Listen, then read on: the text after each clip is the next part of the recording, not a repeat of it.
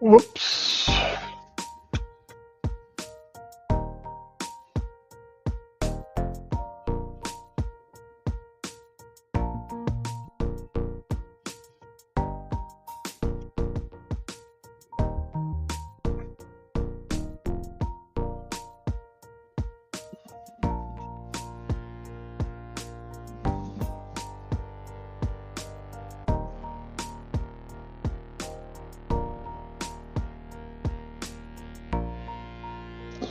Okay. Whoa. I'm dropping things all over the place here now. But I think it's actually working. All right. I think I'm actually got this thing working this time. I don't know. I hope. Let me check. See if it's showing anything over here. All right. Get over there and let me on volume. Okay. Yes. So maybe now I actually have a stream. Hey, Nil. The first time I tried streaming this morning, it was like video not found, channel not found. I mean, YouTube wasn't showing me at all, and then when it did show me, it only showed me for a couple of minutes. And I started looking to see if I'd gotten a strike or something, or YouTube yanked my streaming or something. I had no clue what was going on. And I was about ready to give up, and then all of a sudden everything started working. So it's like, well, let me try all over again and start a second stream. So, but yeah, this was absolutely crazy this morning. I couldn't believe what was going on. And I mean, this is the first time this has happened. And my my wife, who is going to be home for yet a third week in a row, because they called her and said, oops, we misfigured how many hours you have on vacation time, and you need to take another 50 hours in order not to lose any vacation hours. Hey, Data, good morning. So rather than this Friday, her going back to work next Monday, she's going to be home another Monday. Oh no, really? I hope it hasn't been too serious, oh Data.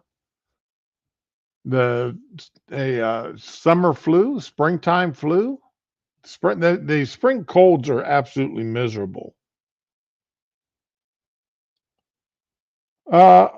Democratic states that expanded Medicaid to undocumented immigrants are now rolling it back. I won't have to check into that. That's a trending story that just popped up. So I'll have to check into that. I've got to check in on the new 2.0 uh, uh, uh, 7 Days to Die. Jawoodle has been putting out all kinds of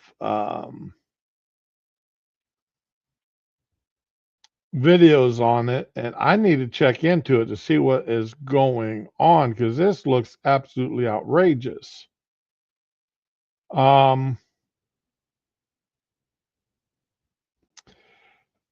For those who care, and I'm not particularly one of them at this point, what's her name in Massachusetts was found innocent of murder.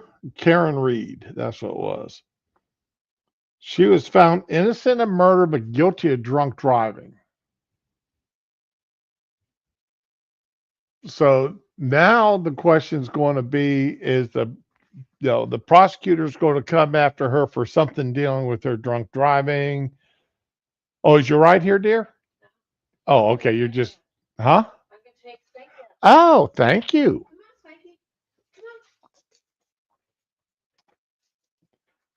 the wife's going with a friend of hers, going to be gone for a few hours. They're going to go shopping since she's home on vacation and she's bored with me already today. So she's going to take off shopping. Yeah, I know. I mean, she took off. Let's see. So she's taken off 40 last week, 40 this week, and that's another 50 next week. So that's 130, 140 hours, 130 hours of vacation time she had to take, or else she would lose it. That's just out. I mean, even in the military, I didn't have that much vacation time. Let's see, 30 days, so that's what, 40, 80, 160. Well, yeah, I got 160 hours of vacation time a week or a year when I was active duty. But in the past 20 some odd years that I've been out, 25 years that I've been, 27 years I've been out of the service. Wow. I've never had more than 2 weeks vacation time. And of that, I think I was actually allowed to take a week of it. So Dana, I hope you're feeling better here. If you're not feeling better today, I hope you're feeling better here real soon. Ramen is down sick. She sent out a thing yesterday telling me she was sick, and she hasn't responded back since. So I don't know if you know what's going on with her. Hopefully, she's feeling well enough to at least think about listening in and giving us a proof of life on there. What do you guys think of this? Of your chat being on the screen itself. What do you guys think of that? Is that something you guys like, or do you prefer just having it in the chat window? Because I know, like when I'm watching on the, I spend more time listening to streams than I do actually watching them. Even monkey streams, like this, his stream. He actually streamed last night, first time in a week, and I spent most of the time just listening to it. I had the phone set up on the table next to me, but I was doing some compute. Doing some computer work at the same time.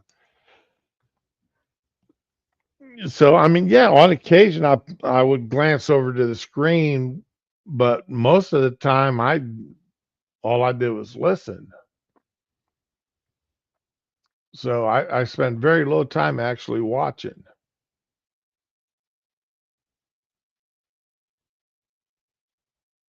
Well, hey, Neil, you're not as nobody is as bad as Shio.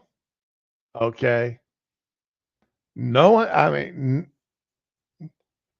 if I got scared of putting anybody on my screen, then it would be Shio. 'Cause- But that, I mean, uh, yesterday I had I bring in, I've got one of these little jumper packs for my car. Uh, that, so it's a smallish battery. They run about $70 for a good one. Look, it's got little jumper cables so you can jump start your own car without having anybody else's car involved. You don't have to go looking for somebody else's car. And I bring mine in about once a month or so to make certain that it's fully charged. Hook it up, make sure it's fully charged, and put it back in my truck. Started as a one-side sinus and both sides cough and shivers. Now just, oh Lord have mercy. Well, Dana, all I'm going to say is better you than me. I hate it when my sinuses get clogged. I do. That's when I break out the neti pot when my sinuses start to get clogged up. I people think the people think that's gross, but man, that will clear out your sinuses, get all that crap out of there. Now, I don't have one of the new ones that have the pump that actually that pumps it and sucks it at the same time. I ought to get one of those. I just got the old fashioned neti pot where, but I still love them.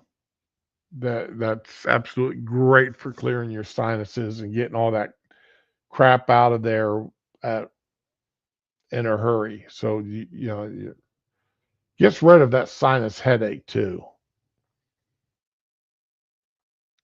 It's just it doesn't feel good to do it, but you know what the hey, the long term effects is better than nothing. But anyway, so I told the wife that she needed to bring her. I asked the wife where hers was, and she said, "Well, it's buried underneath a bunch of stuff in the back of my car." It's like, well, you need to get out and bring it in, charge it. Well, I bring mine in, and it's down a little bit, not much. Takes about a half hour to bring it back up to full charge. Hers is down to, I mean, that I don't think you could jumpstart a cell phone with it, let alone jumpstart her car. Yeah. Oh, yeah. That hurts too. That especially hurts not having any income for 2 days. Hey, did you look up that video of that woman? You do DoorDash, right? And that DoorDasher, she goes in to pick up an order, a drink, and all it was a drink. And they tell her that until she moves her car out of the fire lane, they won't give it to her. And she's sitting there and she spends a good 5-10 minutes on her cell phone recording the women who work there, arguing with them that they need to give her her drink so that she can get on the way. And they tell her, when once you move your car and you get it out of the fire lane, we'll give you the drink. The manager, the owner of this establishment, has said that we are no longer to give out any drinks, any orders to DoorDashers who park in the fire lane, and that if we do, we're going to get fired for doing it.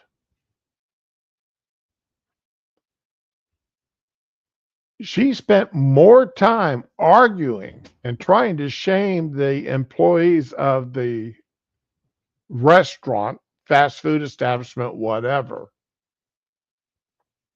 than it would have taken her to go out and move her car. I mean, it's illegal to park in the fire lanes of an establishment anyway.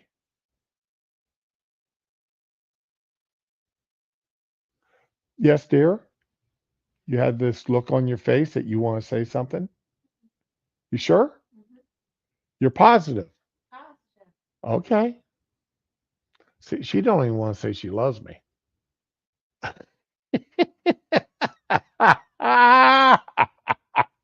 Boy, did I just get the look. Is it looking like it's going to rain out there?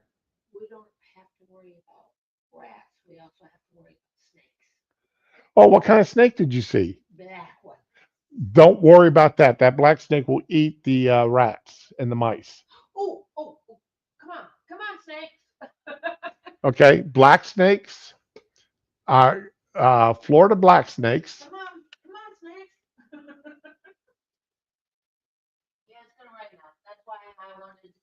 Okay. D.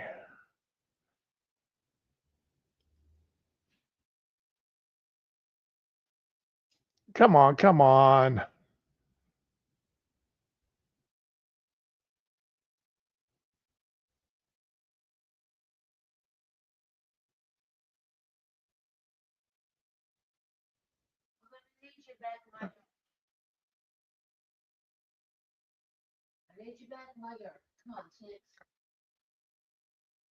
Are Florida black snakes okay?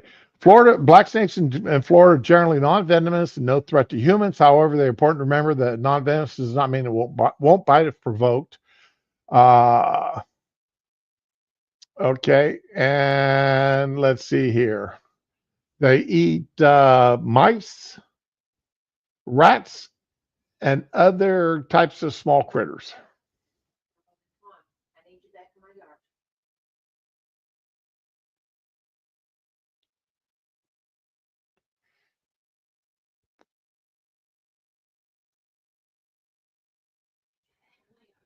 Have I seen the shorts with the small kids that speak like adults? No, I haven't. I haven't spent much time with that. There's a new AI one that's out that I've seen where you put up a picture, say like a picture of a squirrel, and then it morphs it into like a super muscular squirrel that starts running around. I've seen that, but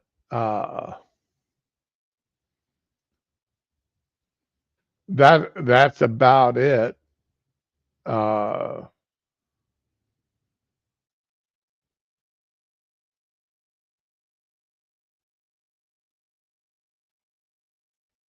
so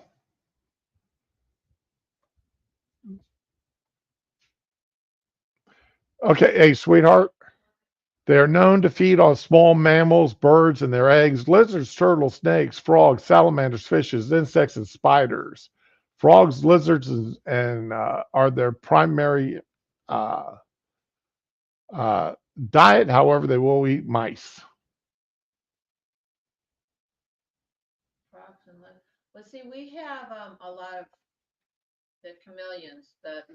Little geckos. Right. So they're probably, yeah. Okay. So that now, so that's right here. That's the picture. What you saw, that one right there. Yep. Right. Yeah. That's the North American racer. So that, yeah, it's another one of these. You don't mess with me, I won't mess with you type snakes.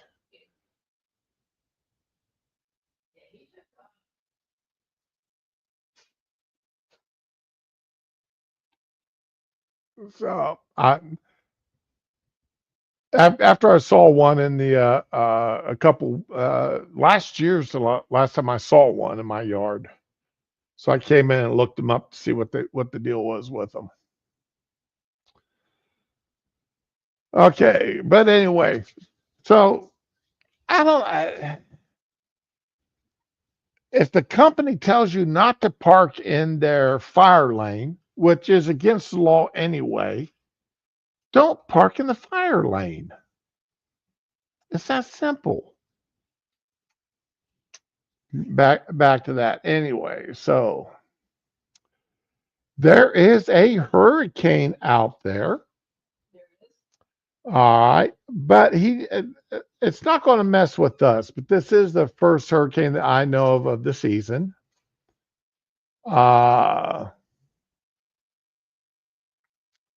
and it is going to hit the west coast of Mexico. So yeah, and it's going to be what Friday, late Thursday, Friday when it hits well late Thursday when it finally hits the eye hits Mexico. So I'm not going to particularly worry about them. It's not going to be our headache yet. But that is the hurricane. Let's see here. I don't remember his name now. Oh, your ride's here.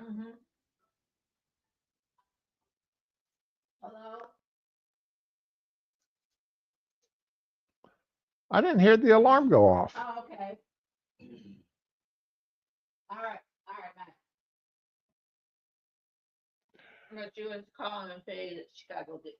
Ah, okay. So there's that. We got nothing, but I just thought, it's middle of June and the first hurricane of the season that actually hitting our shores or hitting the Central American, North American continent. It's Hurricane Eric is what it is.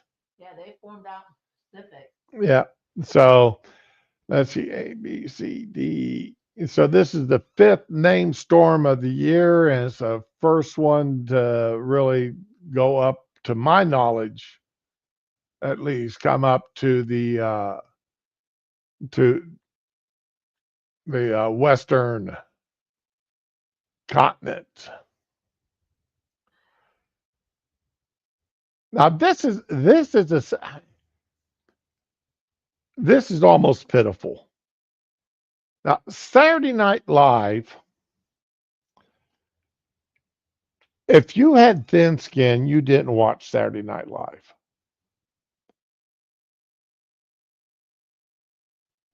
Hey, did you? Yeah, hey, did you? There was an issue with the first time I tried to stream, and it didn't even let me in. It kept saying video not available. So I ended that and started all over again. That it was really weird that it happened. That's why I named it the same, but I think I put the retry after the title to show that it wasn't the first one. But yeah, it's really weird. I started to think I'd gotten the band hammer or something by YouTube. That was really strange.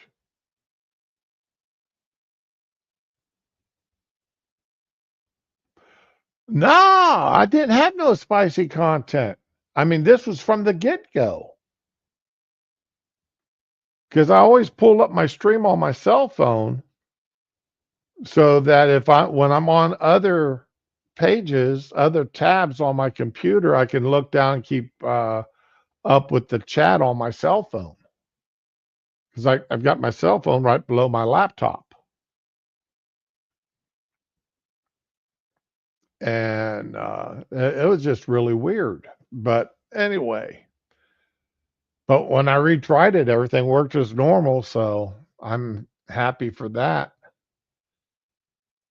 What I ought to do is let me go to my channel and let me privatize that first stream.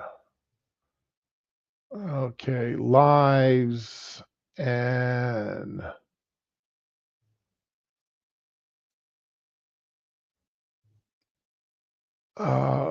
let's see.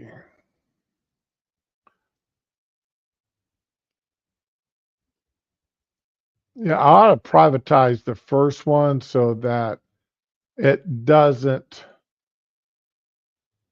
um, cause any problems with anybody else trying to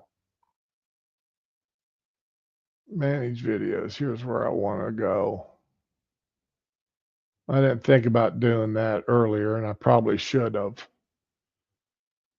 And oh, see, it's not that first one's not even showing yet.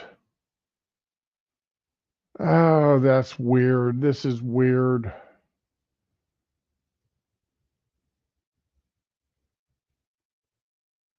Okay, there it is. And let me take this and make it private. Save. All right, so now the 5-minute one shouldn't show up on anybody's screens. I should have done that.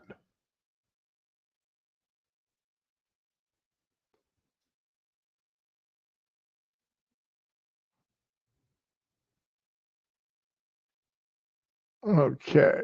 But anyway, if you were out there watching um,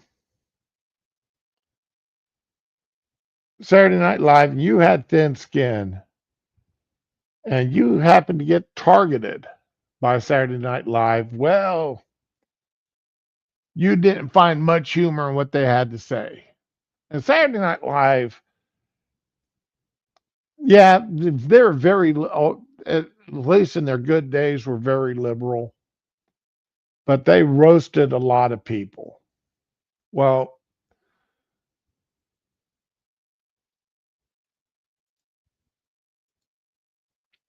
Amy Poehler admits she misappropriated when reflecting on controversial Saturday Night Live skits.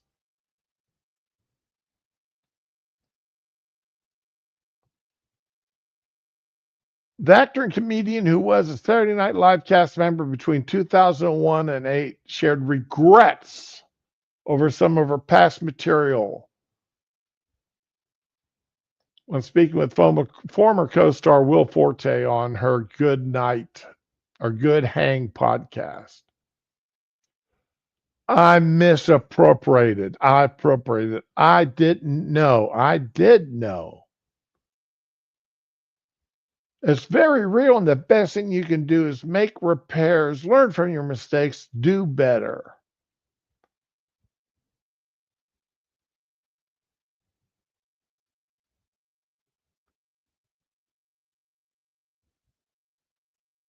What I mean, if you there was nothing sacred on Saturday Night Live. Good comedy has got nothing sacred. Now, these guys have no problem making comedic fun of Christians. I mean, look at the church lady skits they did. I've never seen them come out and apologize for any of their church lady skits. Yeah, Dave, we'll check that out later. I've never seen them come out and apologize for any of their church lady skits. I've never seen them come out and apologize for their skits on Gerald Ford. I've never seen them come out and apologize for their skits on Ronald Reagan.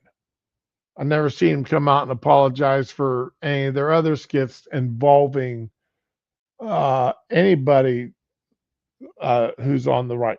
Boy, has it gotten dark. Dear, you may want to take your umbrella with you. Okay.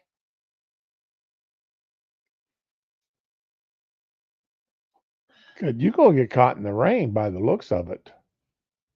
Well, that's why I wanted to take Spanky out because I know he wouldn't go outside for you. Well, thank you. Thank you. Did he go potty? At least a little? Did he at least tinkle? I think he did. Okay. I'm too worried about the snake.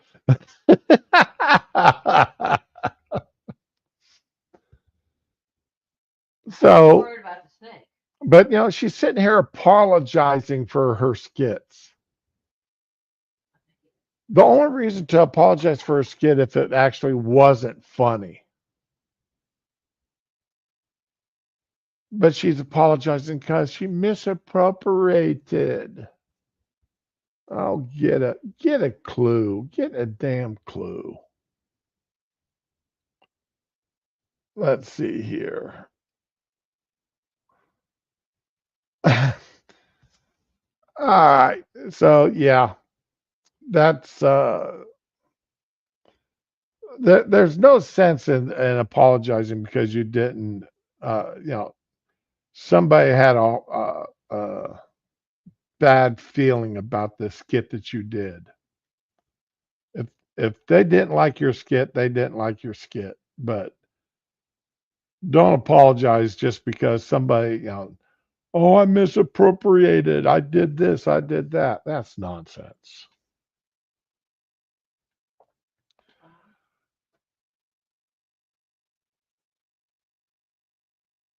Okay, what's this? Ah, okay. I'm going to get to the Biden stuff, but I'm going to cover some of these other stories here first. There's one here that for the past couple of months has been and it's causing a little bit of a ruckus. A Georgia woman went in the hospital because she was having severe headaches. And they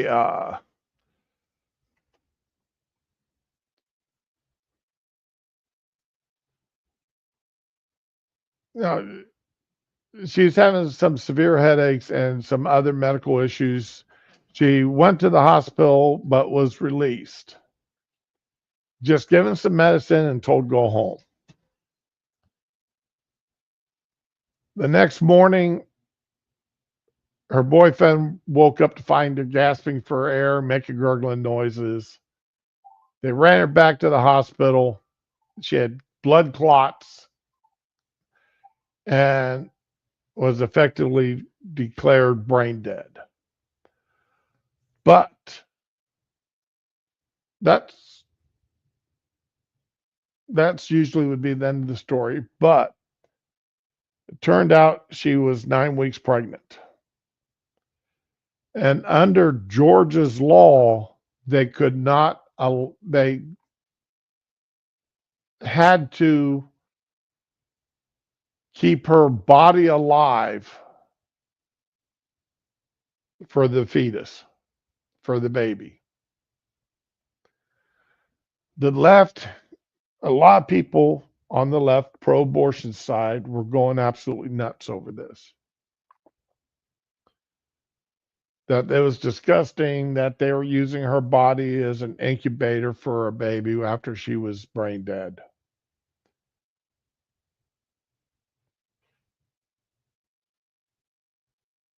They kept the baby, they kept everything going. The other day, they delivered the baby. His name is now Chance. He weighed almost 2 pounds. He was like 1 pound 10 ounces, 1 pound 13 ounces, somewhere like that. 1 pound 13 ounces, and he's in the NICU unit, the neonatal intensive care unit. And yesterday they removed the mother off of life support.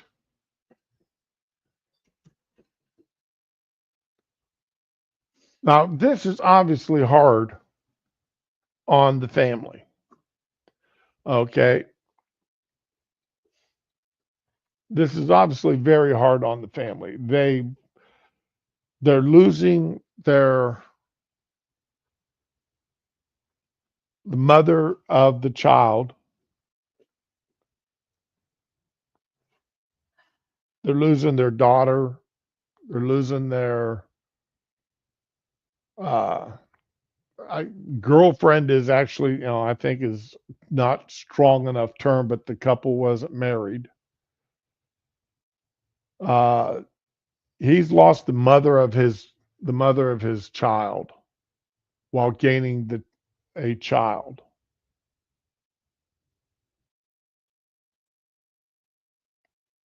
The hospital is on the hook because they misdiagnosed her, sent her home with, just gave her some pills and sent her home without running any tests. And then, 24 hours later, she's dead.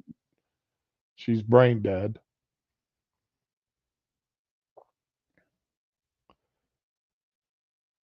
This family's got a lot going on, and there are people, rather than coming to support them, are condemning them for wanting to give that baby a chance at life.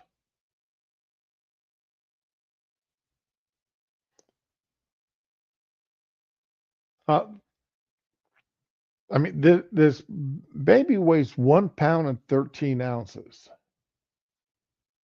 It's going to be in NICU for months. until it's finally big enough, strong enough to go home. That's where people's concerns should be. Not on whether or not that baby was kept alive because of the Georgia heartbeat law.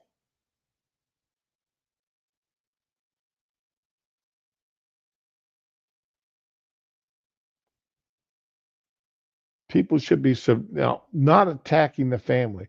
If you want to, if you're of the mind that they should have allowed the baby to die, then write the Congress critters there in Georgia. Don't attack the family.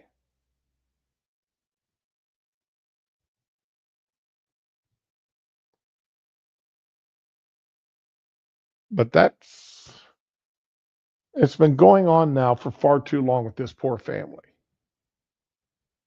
Personally, I'm supporting the family and supporting their baby, supporting baby Chance,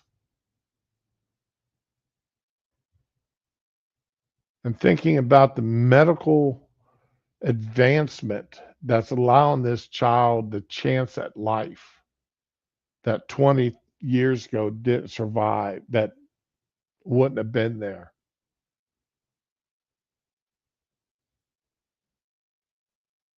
And just very happy that that chance is being given that chance. So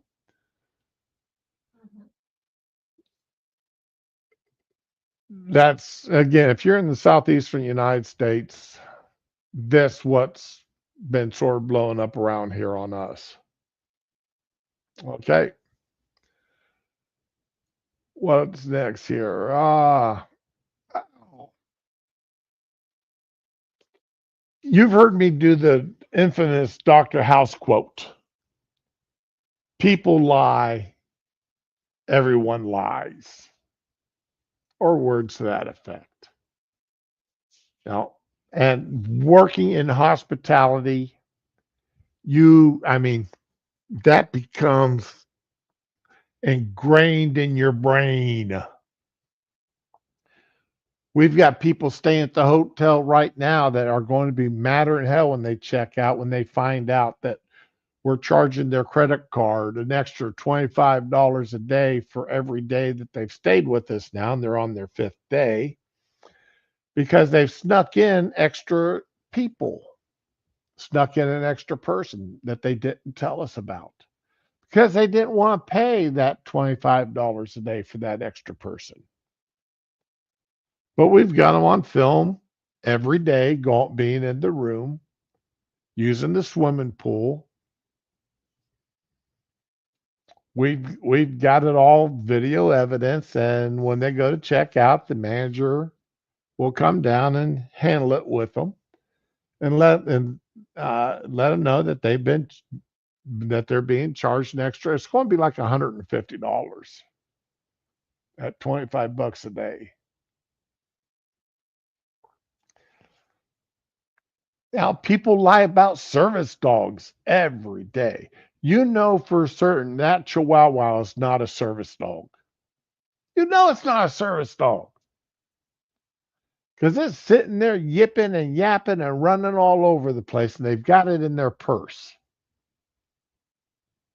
But they say it's a service dog, so you're not allowed to question it. You're only allowed to ask two questions, and they can make up a lie just as fast about what that animal does for them as they can about anything else. So we are used to people lying to us. Well, Hugh Laurie, and getting back to the original story here, Hugh Laurie, who played Dr. House on House MD, was invited to do a podcast.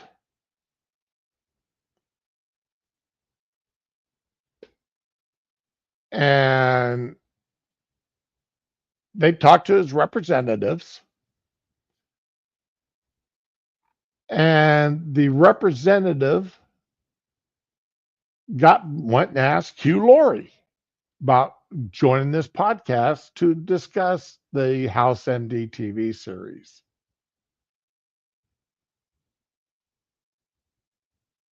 And his response to it, well, the response they got was he is not interested in opportunities like this and frankly doesn't care about the audience or reliving the show.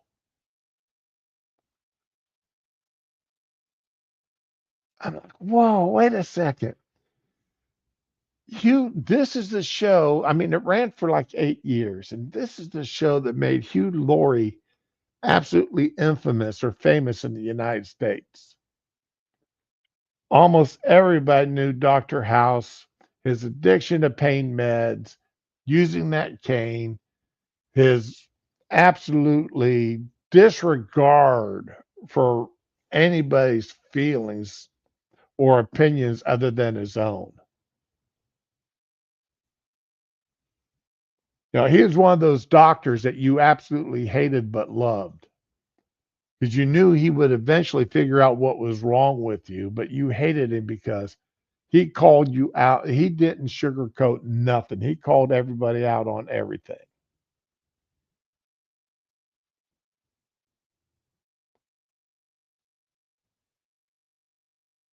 And I'm reading this article, and while the host said, laughed about it and said, "Yeah, that was a very much a house type response."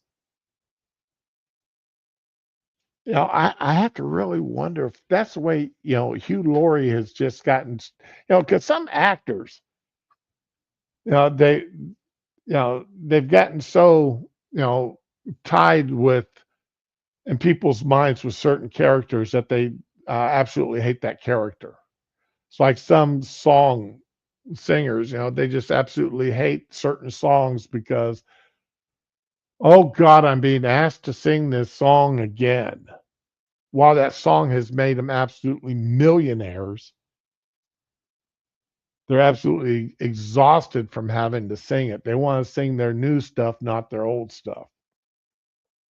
Um, and I personally, I'm of the mind, if somebody wants me, if I had a song that made me a multimillionaire, I would have the lyrics of that song carved on my tombstone. I would have it tattooed on my arm. There would be, I mean, I I'd be so grateful that that one song did so much for my life. I would sing it every chance uh, would I sing that song? Yeah. You want me to sing it again for the third time today? Yes, I'll sing that song for the third time today because that song made me a millionaire. It brought me to financial freedom. Yeah, pigeonholed. And I don't. I would be happy if as it now Hugh Laurie, he's British and he does a wonderful American accent. And he is a great actor in other roles. It's just his other roles are all shown in the UK. They're not shown here in the United States. So all Americans know him by is House MD.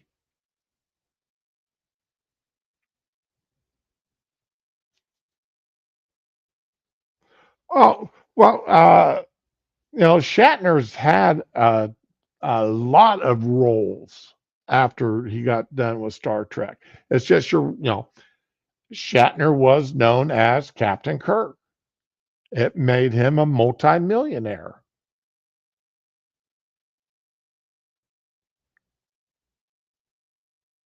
But he had other roles. I mean, he was a guest on a lot of different shows. He was on. I know he's on at least once, if not twice, on Columbo. But he played the bad guy at least once on Columbo, a radio show host who committed the murder. Thought he committed the perfect murder.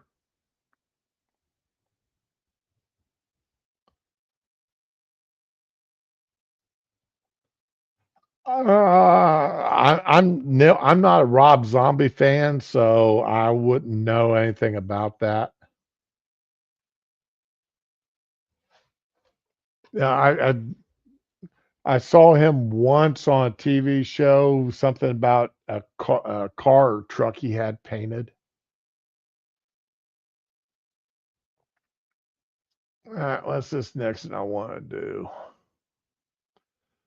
Oh, y'all remember Judge Duggan, the Milwaukee County Circuit Judge who got arrested by the FBI for concealing an illegal from ICE? You know, she sent the ICE agents down to supposedly see the chief justice or the chief judge, but she knew the chief judge wasn't in the office, and she escorted the illegal and the attorney out while leaving the prosecutor and the witnesses sitting there not knowing what was going on.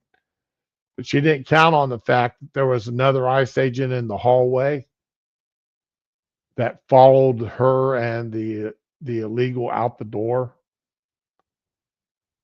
Well, so they arrested her for interfering and aiding an illegal and escaping ICE agents and such.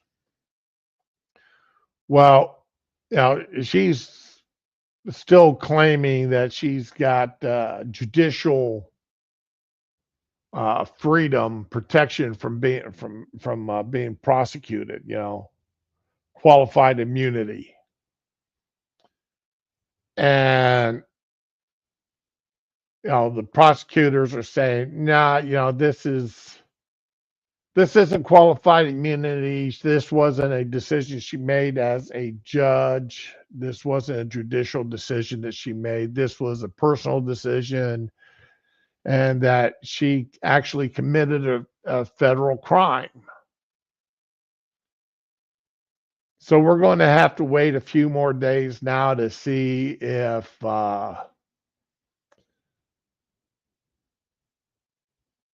the appeals courts, which way they go.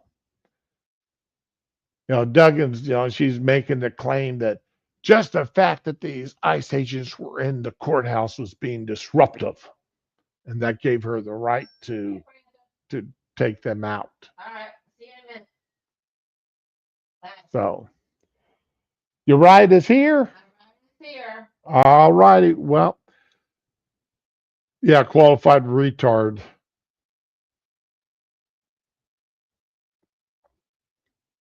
Well, you try to have a good day. Yeah. Tell her I said hi. All right. Doing all that other stuff. Turn that off. Give you a hug and kiss. Cheapskate. Mwah. Love you. Love you too. Have fun. Drive careful. Take your umbrella. I'm not a cheapskate. Just because you are. Take your umbrella. Love ya. Take your umbrella. All right. Well, you're still in the stand behind you. Well, I don't need it right now. All right. Bye. Bye. I'm not getting out of the car. Bye. Qualified retard. Yeah. As far as I'm concerned, she is. But so we'll wait a few more days before we figure out whether or not she gets, she's going to get, even be able to go on trial.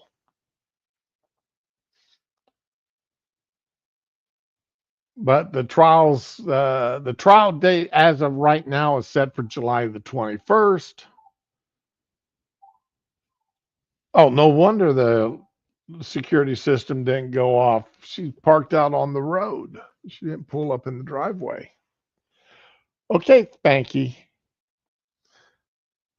The wife walks out the door and Spanky comes running over to sit down next to me. He only comes over and sits down next to me when she's not here. And because the air conditioning blows right on him when he sits over here, he wants underneath the blanket.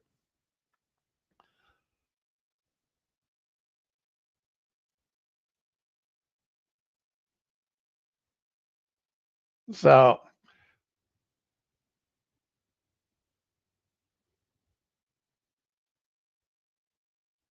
the her lawyers, Dugan's lawyers are saying that, and this is a direct quote: the problems with the prosecution are legion, but most immediately, the government cannot prosecute Judge Duggan because she is entitled to judicial immunity for her official acts. Immunity is not a defense to the prosecution to be determined later by a jury or court, is an absolute bar to prosecution at the outset. The prosecution against her is barred. The court should dismiss the indictment.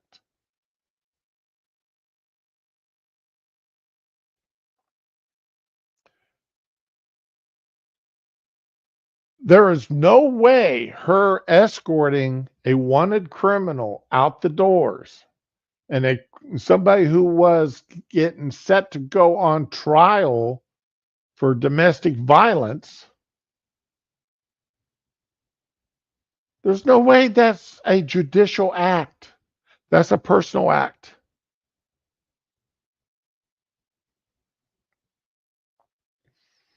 But we'll see what the Wisconsin Supreme Court and the appeals courts have to say.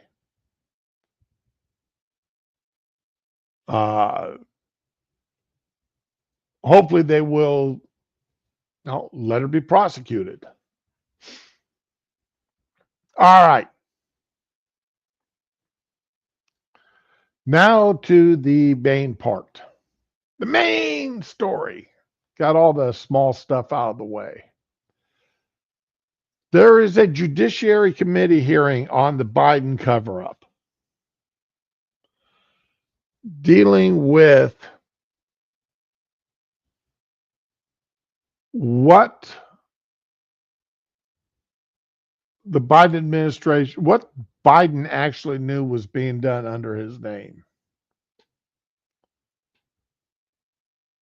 Some of these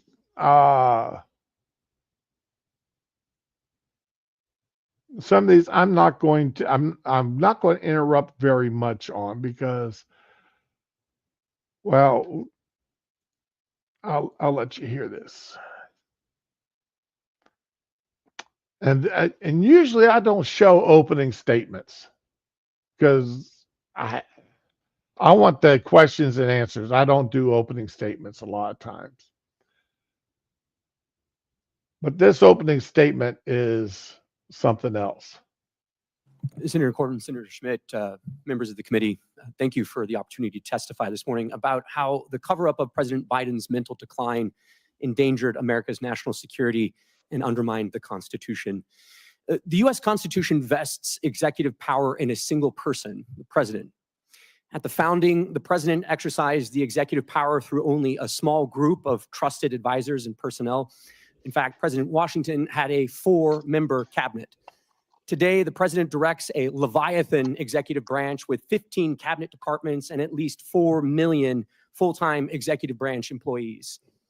The executive branch proliferation has a single source of democratic legitimacy, that by order of U.S. Constitution's Article 2, the president is both elected by the American people and vested with the executive power, all of it.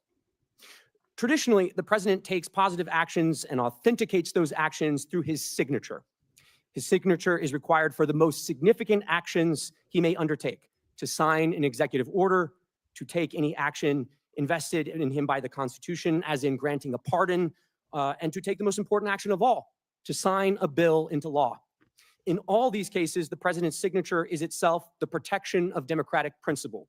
When the president signs, he communicates his assent and endorsement of the action he takes. The auto pen is a device that signs the president's signature to a document. The oversight project. When it comes to the auto pen, I personally believe that the auto pen should never be used for official documents. If the president is going to sign an official document, an executive order, a pardon, something like that, it needs to be the president signing. Now, the president signing a congratulatory letter, the president, they're sending out a 100th birthday wish. They're sending, even the presidential signature on a discharge paperwork for the military. Yeah, that stuff auto-penned.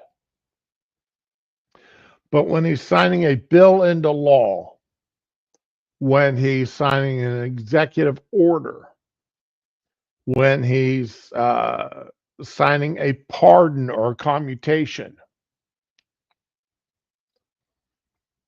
that needs to be the president himself by his own hand signing that.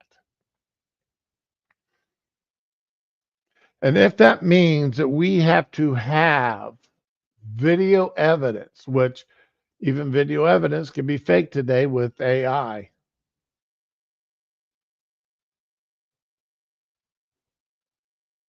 that's what we need to be doing. If that means we have to have individuals there who are sworn as witnesses to the president signing it, then that's what we need to do. Yeah, holiday cards, notes, that kind of stuff. Exactly, Data.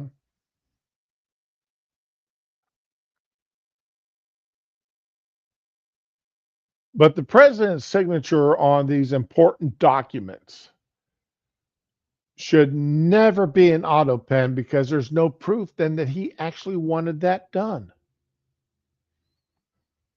There's no proof he actually wanted that bill to become law. There's no proof he actually wanted that executive order made.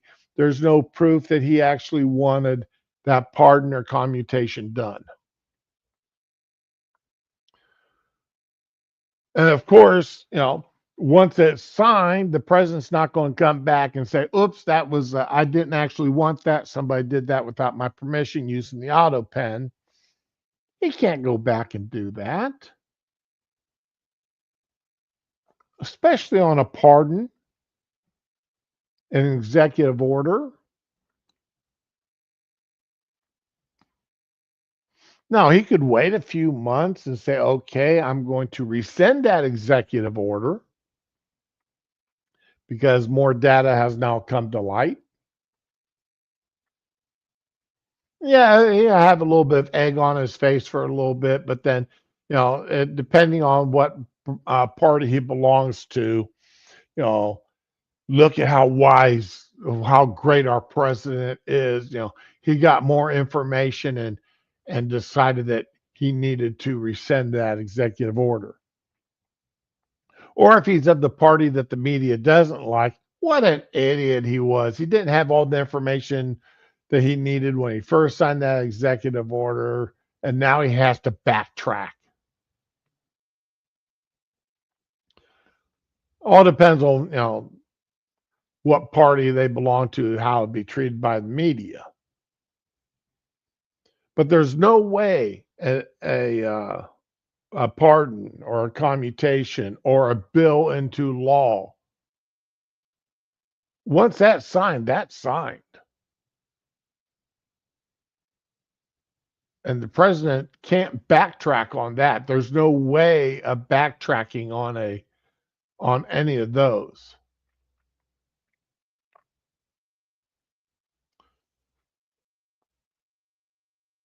Of which I am a board member, has discovered that the Biden White House deployed an auto pen to affix President Biden's signature to pardons, prison commutations, executive orders, and presidential proclamations. The Oversight Project's research has found that the Biden White House first deployed the auto pen to affix President Biden's signature to a proclamation on day 5 of his administration, and that there were at least 3 different auto pen signatures in use throughout President Biden's tenure in the White House. In June 2022, the Biden White House began deploying the auto pen to sign clemency warrants and executive orders. Auto pen use skyrocketed from there. We found that of the 51 clemency warrants issued during the Biden presidency, over half, 32 in total, were signed with an auto pen. And these include some of the most controversial acts of clemency of the Biden presidency, including death row commutations and the preemptive pardons of members of the Biden family, Dr. Anthony Fauci, General Mark Milley, and more that were issued in the final days of the Biden presidency. We reviewed President Biden's schedule and his publicly available media and were unable to find any record of President Biden's personally approving these actions, such as a statement issued by the president himself to reporters. In addition, we found that the Biden White House used the auto pen to affix President Biden's signature to clemency warrants and executive orders while the president himself was in Washington, D.C. for at least some of that day, and thus was presumably available to sign important executive actions. Finally, we found multiple days where President Biden wet signed a bill into law, but used an auto pen to issue an executive order or for other important executive actions. The Biden White House's widespread use of an auto pen to affix President Biden's signatures to documents that exercise executive powers belonging solely to the president poses significant constitutional, legal, and practical considerations. Once the president's signature is copied and loaded into the auto pen, the machine can sign documents as the president himself would. To be blunt, by using the auto pen, anyone can sign documents as the president himself. Now, to be clear, I'm not here today to suggest that the auto pen is bad. It's just technology. I'm here today because of questions concerning President Biden's capacity and whether the auto pen was used to usurp presidential power or to conceal the president's decline. If the president does not know that his signature is being affixed to something by auto pen, whoever did it, whoever sat down at that keyboard, whoever affixed the paper to the auto pen, whoever initiated the action, and everybody who knew what was going on should be about going to prison.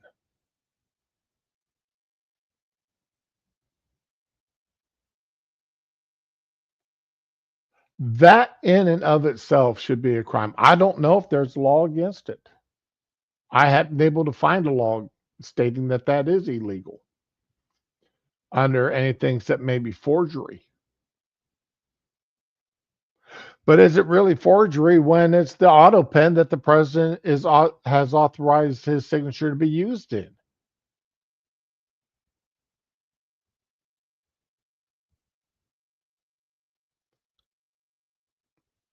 And the person, you got a White House aide that's been, well, I've been granted authority by the president to use the auto pen on documentation. But they give you, well, it was brought to me and told to use his auto pen. Well, who gave it to you? Well, so-and-so did.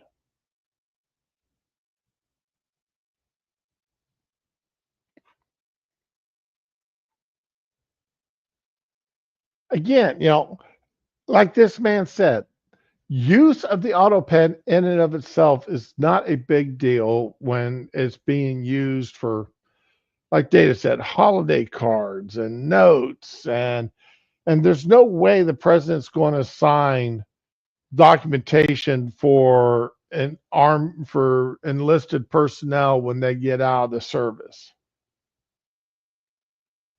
I know mine was not really signed by Bill Clinton, by Bill Clinton's own hand. It was signed by an auto pen. I know that.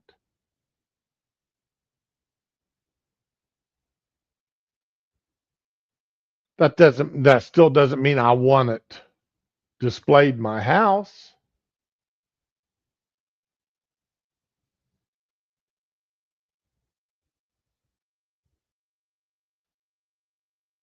But that's beside the point. You know, speaking of, it's amazing. It's amazing. When Bill Clinton was president, it was an actual violation of the UCMJ. People were actually punished. Active duty military were actually punished for saying anything derogatory about the president. Today, when active duty military say anything derogatory about President Trump, they're praised for their brave.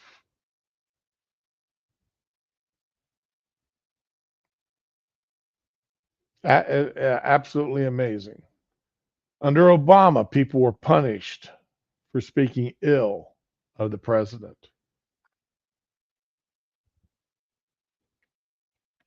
But anyway,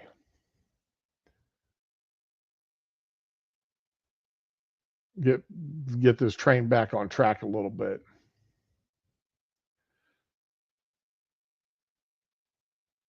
So these people actually have proof that Biden administration signed things, important documents,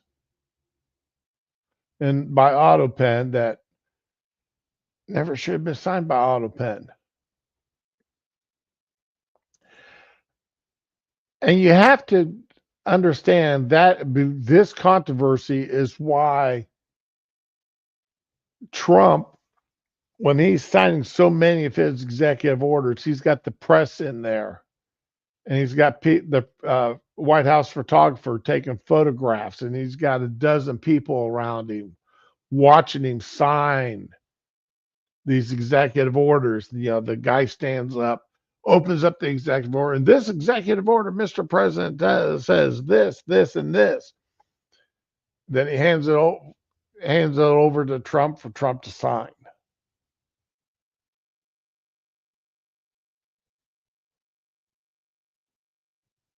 That way, there's no doubt.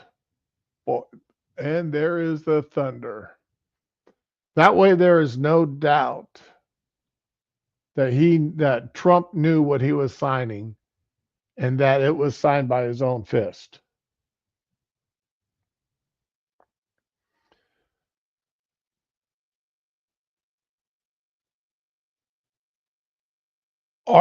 There's questions enough about these pardons, even if they had been signed by Biden's own hand, as to whether they're legal pardons. Because these are set, for any and all crimes committed between this date and this date over a 10, 14-year time period.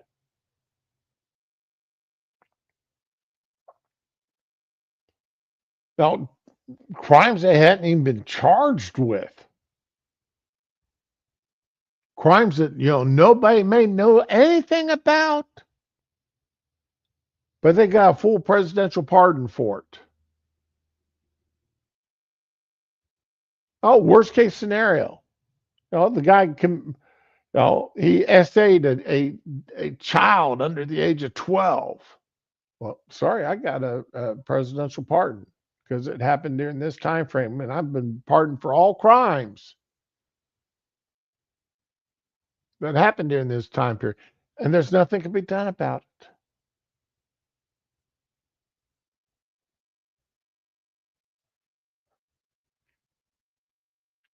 So what do you say? I mean, how can, so there's that question about those parties even being legit for that. And now to say that these things were signed by an auto pen, did Biden even know they were being signed? Did he authorize the signature, the use of his auto pen to do it?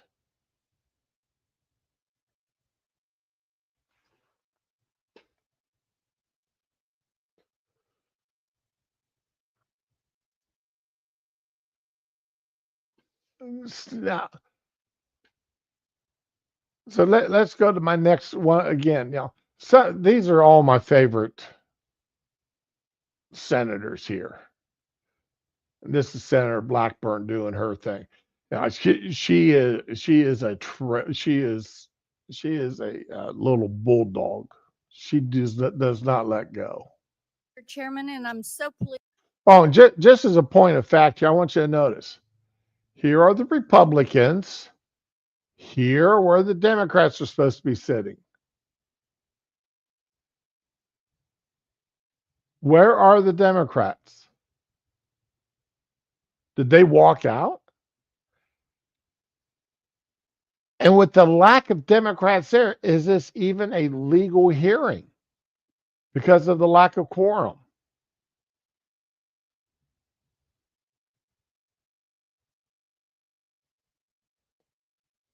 If the Democrats are so ensure that these are legitimate signatures and that all this stuff is on the up and up, why don't they have people there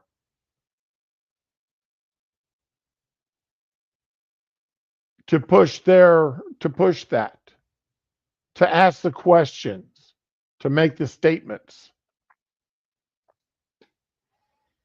that these signatures are all legit, these documents are all legit? Pleased. I join my colleague from Florida in saying it is time that we have this hearing. All across Tennessee, I hear from people every single week that say what was really going on in the White House and why would no one say anything when with Okay, I've got to call a little BS here. Every senator, always say, I hear every single week about this issue. Do they really? Do they really hear about this every week?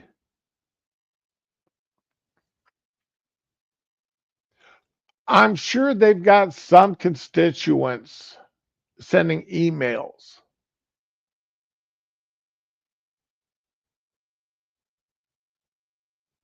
about issues, but do they really hear about this every single week? Yeah,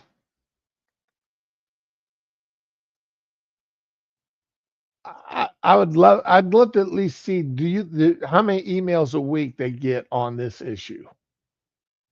I mean, don't get me wrong. It's not that I disagree that this is an issue that needs to be brought up and that there needs to be congressional hearings on and that there needs to be laws made as to how these executive orders and such are to be signed, that there needs to be an established rule as to how they're done and what can be done by auto pen and what has to be done by the president's own hand.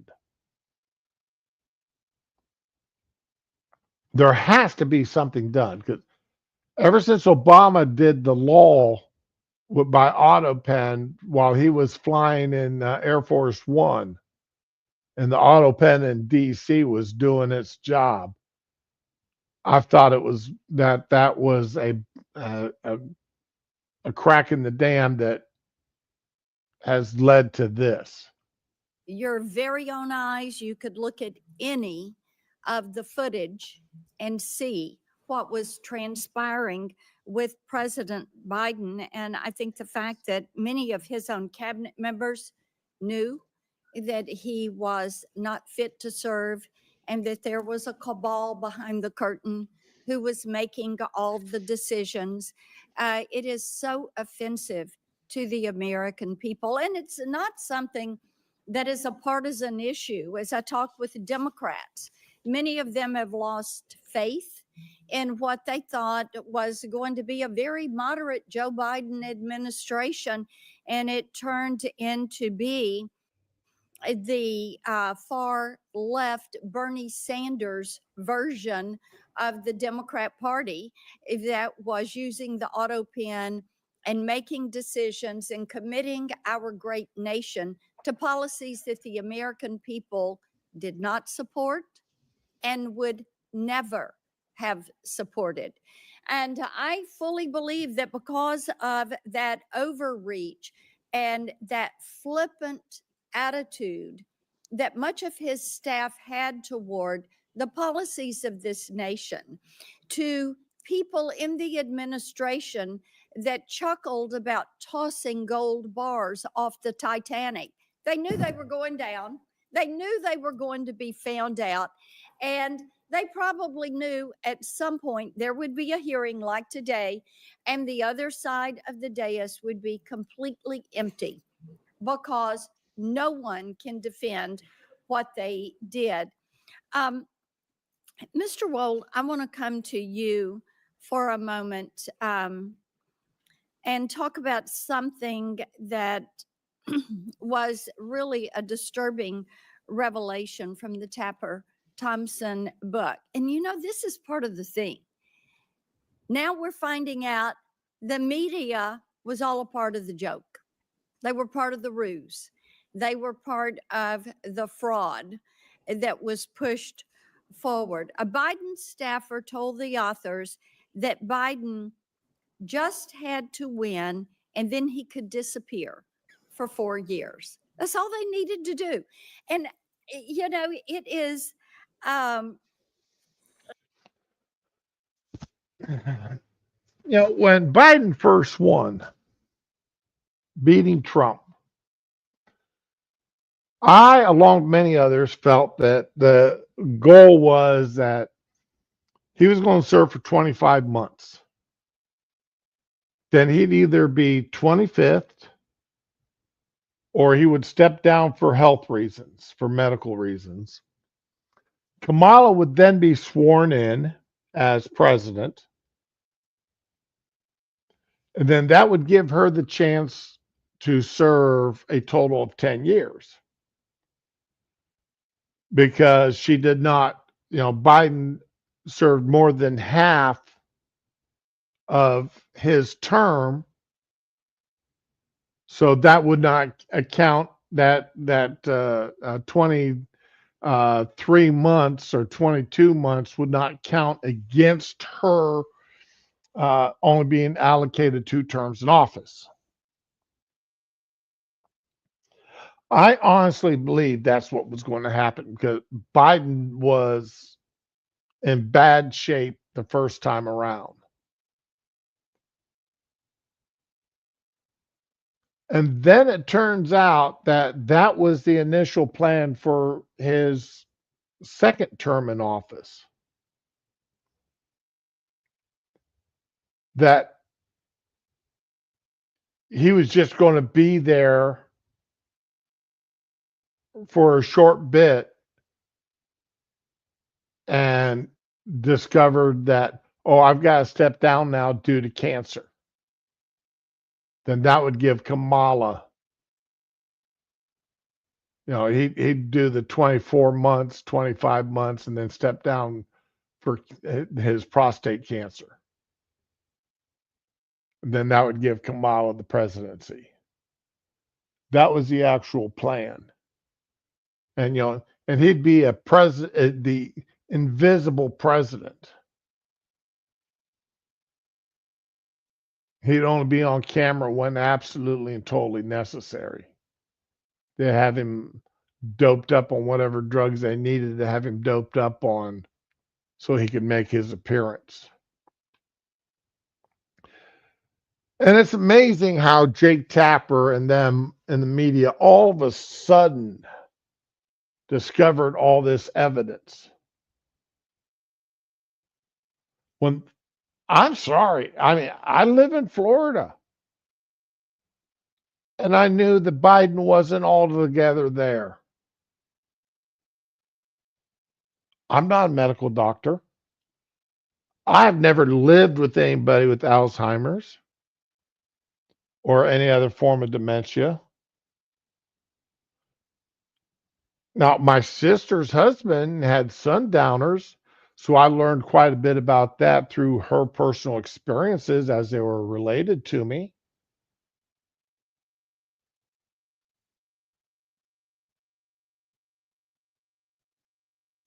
And then, of course, what research I did on it, because, you know, it was affecting a family member.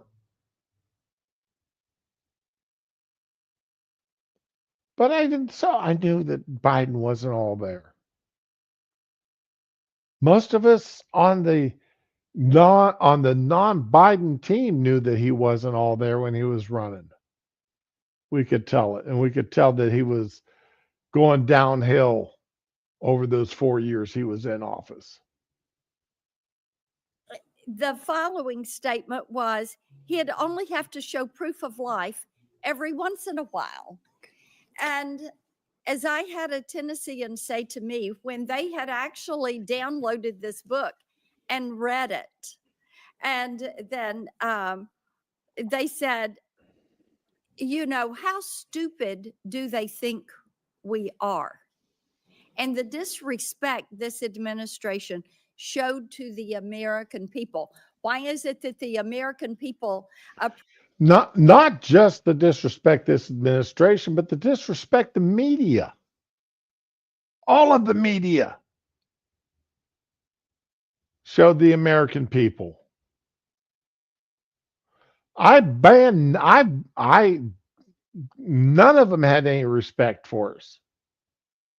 appreciate that President Trump goes out and nearly every day is taking questions and answering questions is because they have now found out that these staffers were willing to do undemocratic things, as using their term, to keep the president in office, to keep Biden there.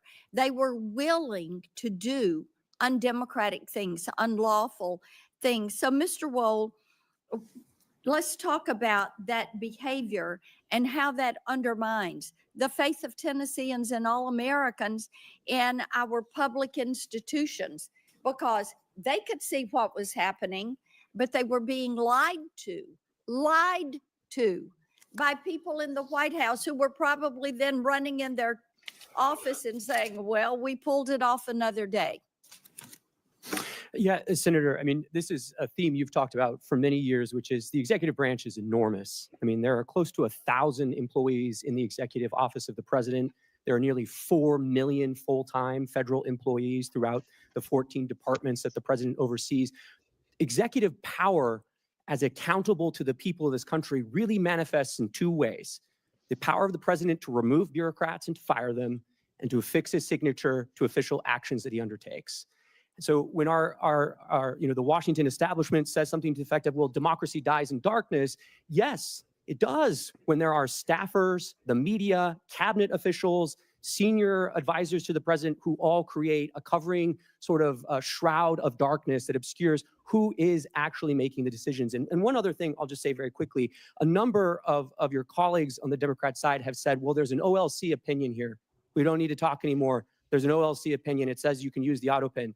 The opening paragraph of that OLC opinion says you can use the auto pen, but only when the president directs that you do so under his decision-making power, right? It is very clear again and again that the president actually has to make the decision. That cannot be delegated to a staffer or an advisor. And there's no indication here that anyone other than staff were making these decisions. That's just absolutely amazing.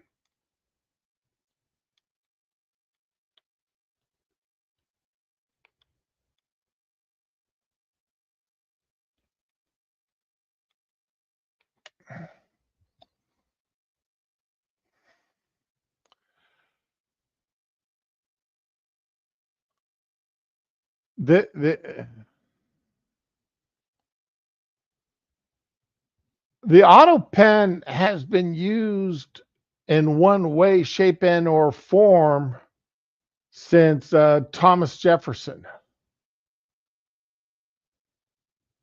All right. Now, granted, Jefferson's auto pen wasn't an electronic computer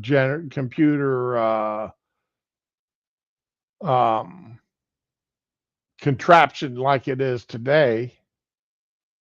In fact, here is a picture of Jefferson's auto pen from the Smithsonian. And, they had his signature and somebody just traced it and the pen signed it for him. It was a manual auto pen, but it was still an auto pen. It signed Jefferson's signature.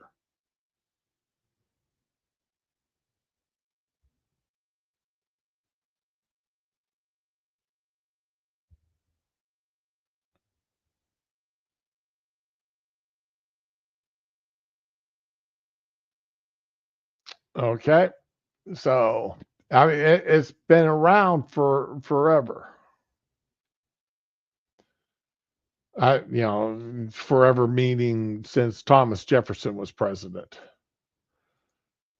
Man, I hate this crap. Get pop-ups after pop-ups after pop-ups.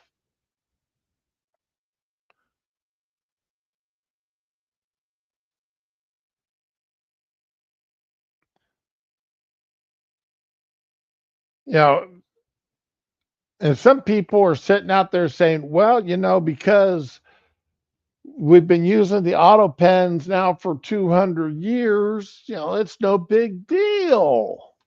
Nothing to see here. Just it's another tool presidents have almost always used. I mean, they've been used since Thomas Jefferson's day.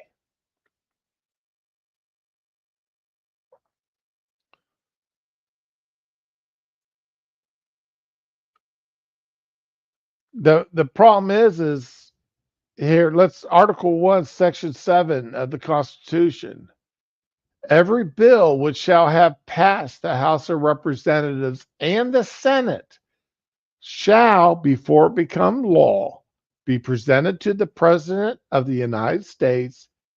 If he approve, he shall sign it. But if not, he shall return it with his objections to that house in which it shall have originated. The problem is that seems pretty cut and dry. Bills passed by Congress must be signed by the president. However, back in 2005, Deputy Assistant Attorney General Howard C. Nelson Jr. of the Justice Department's Office of Legal Counsel concluded the president doesn't need to personally perform the physical act of affixing his signature to a bill. Rather, he may sign a bill within the meaning of Article 1, Section 7 by directing a subordinate to affix the president's signature to the bill,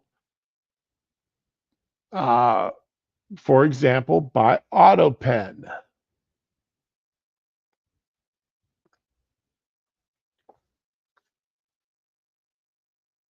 The idea here was that there was a well-settled legal understanding that an individual could sign a document by directing his signature be affixed to it by another.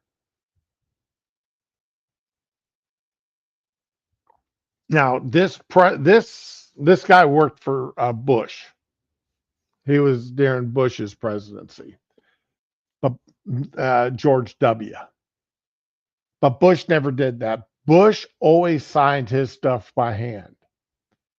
But Obama used that 2005 memo when Obama signed in 2011 the extent, I believe it was the extension of the Patriot Act.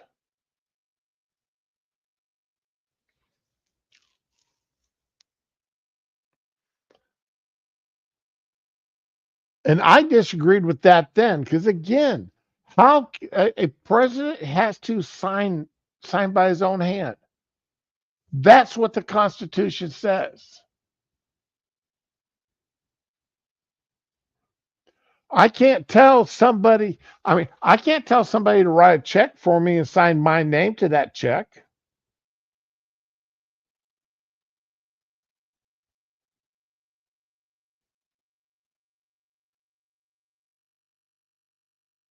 That's not the way that's done.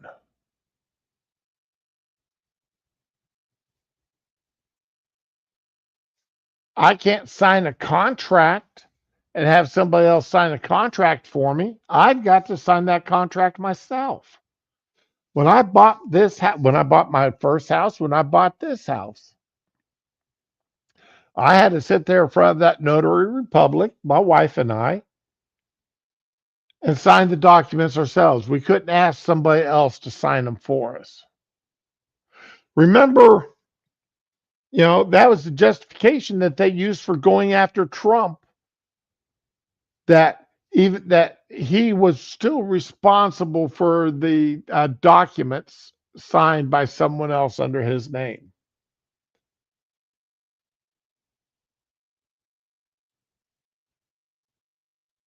For his company, that he was still personally responsible.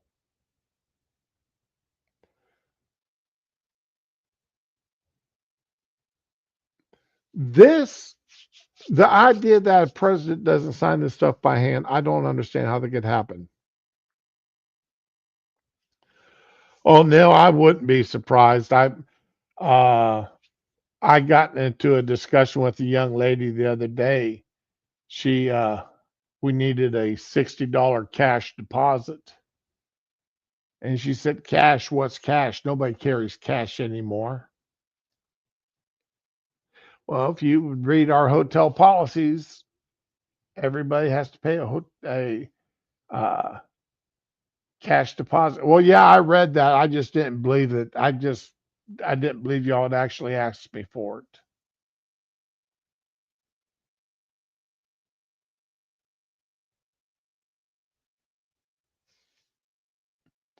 Pre-signed checks?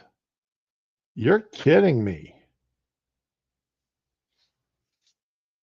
Ew, that's scary.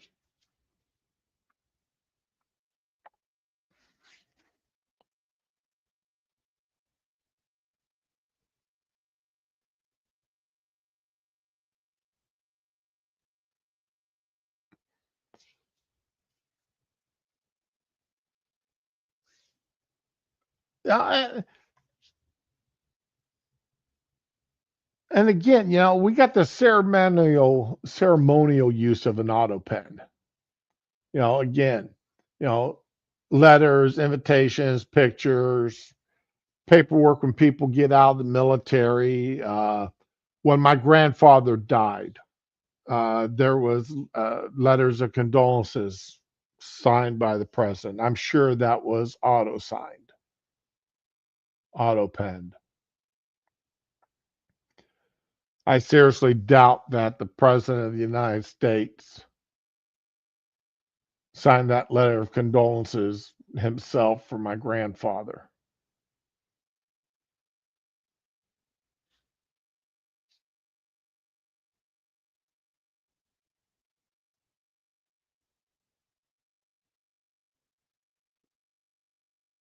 And again, let's look at presidential pardons or commutations.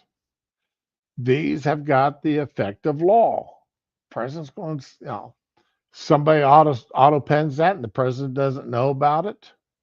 Is he going to step back and say, oops, somebody signed this without me knowing it?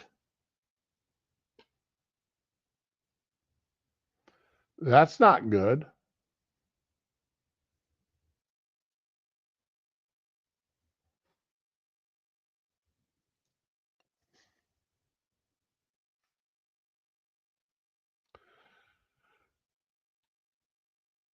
Ted Cruz got in on this, of course, and y'all know I've gotten very disillusioned with Ted Cruz, and I supported him for president when he ran against Trump back in 2016. He was my first choice out of that motley crew. But I've gotten rather disappointed in him, especially since the Republicans have taken control of the Senate, because he seems to be all talk and no action. I mean, I like his talk, don't get me wrong. But I don't see very many bills with him behind him being brought up and passed. Cruz. Thank you, Mr. Chairman. The Biden administration may go down in history as the most brazen constitutional fraud in American history. A Potemkin presidency fronted by a failing puppet with staffers behind the scenes pulling the strings. This is not political hyperbole. The American people saw it with their own eyes during the June 2024 debate. Numerous times, Biden stood frozen behind the podium, mouth agape, eyes frozen and unblinking. When he did speak, his words were confused and disjointed. I said that night, this is the most consequential presidential debate in history because it will result in one of the two candidates being removed from the ballot. That was exactly right. And following that debate, the Democrats recognized the collapse. They pulled out their knives and took out President Biden like Caesar on the Ides of March. For all of their strutting about, protesting that they support democracy. I've got to, one thing I got to give Cruz, man, whoever writes his speeches here, whoever writes this stuff for him does an amazing job, and his delivery of them is great.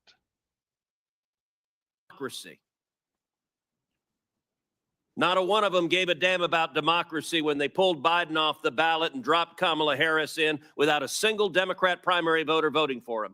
And you know what? Not a single Democrat is here today because not a single one of them gives a damn about the fact that they lied to the American people for 4 years. They knew. Every one of them knew that Joe Biden was mentally not competent to do the job. The White House press secretary, she knew when she stood in front of the American people and lied over and over and over again. And they're not here because they can't defend themselves. It wasn't a surprise. For 4 years, the White House hid President Biden from Republican senators, would not let him meet with us. He served 40 years in this body. We all know him. And they deliberately lied. And by the way, Jake Tapper had a bombshell book exposing the incredible scandal that Biden's mental decline was covered up by Jake Tapper. There's a that's the truth. Jake Tapper knew. Every one of these reporters for MSNBC, CBS, CNN, ABC, and NBC, they all knew what Biden's mental facilities were like. They knew he didn't have it. But they couldn't say anything because it was Biden. It was a Democrat. Yiddish word chutzpah. And that truly is chutzpah. How dare we lie and cover up what we all knew? Now, I have been asked literally 1,000 times by Texans. Does that go right up there with that Marsha Blackburn's being asked weekly by Tennesseans? Who was running the country? And I'm going to give you the most terrifying answer. I don't know. I genuinely don't know. And not a single Democrat here cares. No, I haven't watched this. I've heard about it, but I haven't watched it. That's been, honestly, it's not been something high on my list because Tucker is not one of my favorite. Tucker's not somebody that I follow on religiously. I mean, he's been, when he was, every now and again he'll do something that'll catch my attention, but most times he's like background noise to me. The most telling proof of Biden's decline came with the signature of the president, the symbol of executive authority that was outsourced to a machine. Mr. Wold, you're a lawyer who served in the White House counsel's office. You understand the gravity of presidential action. Does the president's signature carry legal and constitutional weight under Article 2? Yes. Is the act of signing an executive order or signing a law or granting a pardon a delegable duty of the president? So in that opinion in 2005 from OLC, they said essentially that an auto pen could be used by a subordinate, but the president's determination as to sign the document can never be delegated. Can that authority be transferred to a staffer or machine without the president's explicit authorization? Never. And if you look at the statistics are stunning. In 2021, President Biden issued 78 executive orders. None were signed with an auto pen. That first year of the presidency, Biden, I suppose, was relatively lucid, and 78 executive orders he signed by hand. The second year, however, most of those were undoing executive orders by Trump. A lot of them with undoing the executive orders dealing with the border. And they all got national news with photographers and newsreels in there recording him and photographing him signing those executive orders while he gave little speeches while doing it. we see the auto pen emerge. The first auto pen executive order was issued on July 15th, 2022. After that day, 100% of the executive orders issued in 2022 were signed by an auto pen. In 2023, Biden issued 24 executive orders. 16 were auto penned. In 2024, Biden issued 19. 14 were auto penned. In 2025, Biden issued 14 executive orders. Every single one was auto penned. Mr. Wald, let me ask you as a legal matter, if there's a law that's passed both houses of Congress and it goes to the White House, and a staffer auto pens signing that law without the president's authorization, is that law legally passed and signed into law? No. If an executive order is issued and a staffer auto pens it without the president's authorization, is that executive order legally binding? No. And if a pardon is issued from the President of the United States and a staffer auto pens it without the president's authorization, is that pardon legally binding? No. Under the Biden White House, But how do we know, and how would we know unless the president came forward and said, I did not authorize that signature? How would we know it? And do we actually think Biden would come out and admit that somebody used an auto pen to sign his signature without his authorization? Do we think any president would ever come out and say that somebody signed a document using the auto pen without his authorization, his or her authorization? Do we think that would ever happen? I don't think it would. the ceremonial song, Hail to the Chief, was effectively replaced with Hail to the Pen.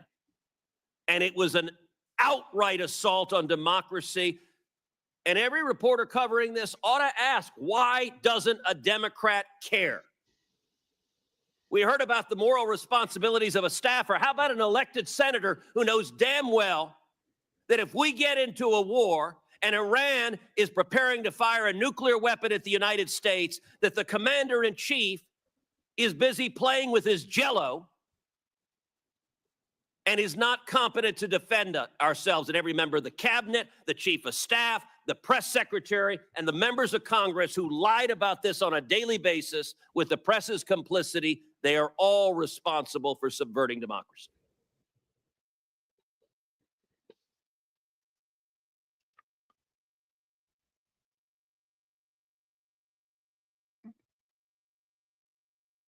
That's kind of hard not to. Again, I'm not particular. Cruz is not one of my favorite senators as far as his actions go.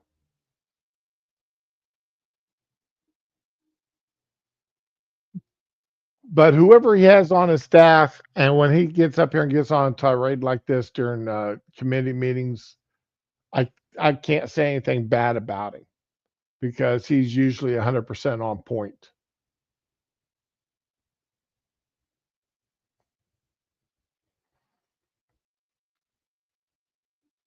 See, none of this made the news. None of this made the news yesterday.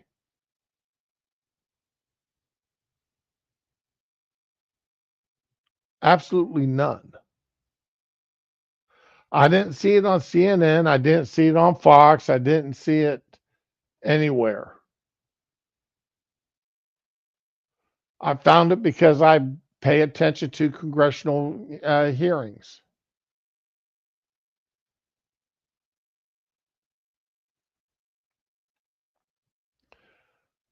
Josh Hollins is another one. Y'all know I like Josh. He'll be the last one that I'm going to do here. Sometimes it's really is true. A picture speaks louder than words. It's worth 1,000 words. And here, all you have to do is look over at this side of the dais to see that the stone wall continues.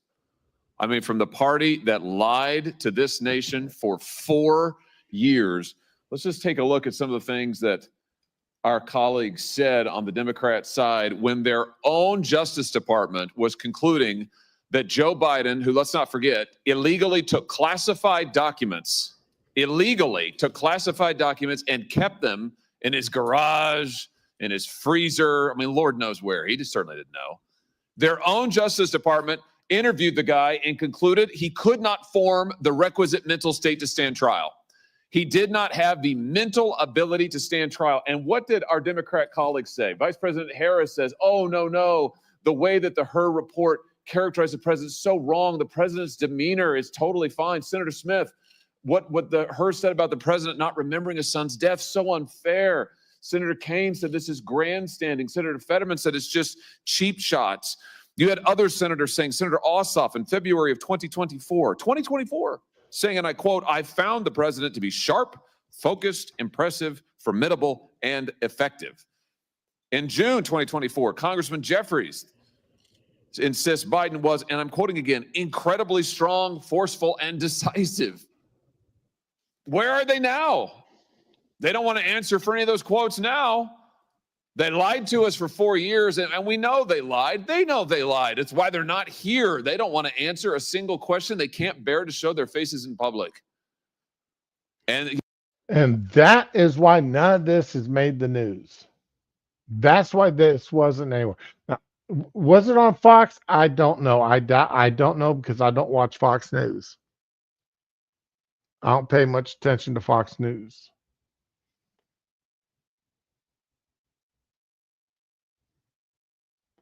But that's 100% why none of this made the news yesterday.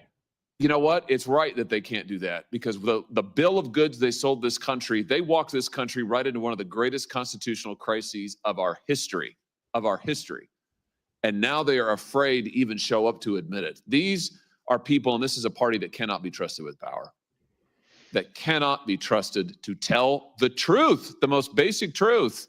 They all changed their tunes after Joe Biden debated President Trump, and the whole world could see he couldn't even form a sentence. That running this guy for president again is a form of elder abuse. My, how they changed their tunes after. You know, when it comes to telling the truth there, Josh, you know, the Republicans, while better, aren't a whole lot better. None of y'all have got grandstand space there on this hill of we're the truth tellers. Okay? Because y'all, as a politician and as spokespeople for politicians, y'all are paid to lie. It's just what are you going to lie about and how much are you willing to lie about it? That now they can't even show up in public to talk about it. This is embarrassing. But worse than that, it's dangerous. It is dangerous for this country. Mr. Wold, I want to pick up on something you just said a second ago about the OLC and their opinion as to when an auto pin can be used. Just be clear about this. Auto pin means not signed by the person. Auto pin is basically push of a button and it gets signed. OLC says only when the president specifically directs it, and it is under his direct authority. Do I basically have that right? That's correct, Senator. So based on the facts we know, did that happen in this case with all of the pardons and clemencies and other giveaways that Joe Biden signed? Assuming that the Biden White House complied with sort of traditional practice of presidential administrations and that there was record keeping either from the staff secretary or others, there should be records to indicate either through covering memorandum or briefing books where the president would have signed his signature authorizing this decision. None of that has come forward. That would be very easy to dispel some of these concerns. And I think what we're seeing here is really the auto pen is best understood as sort of a tool of executive Hold on just a convenience. second. I would have. If the president can sign a document saying he's authorizing the use of the auto pen to sign an executive order or a bill, why doesn't he sign that executive order or bill himself?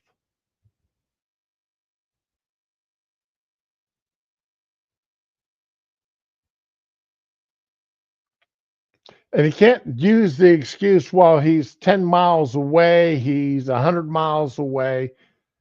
Fax machines are a thing.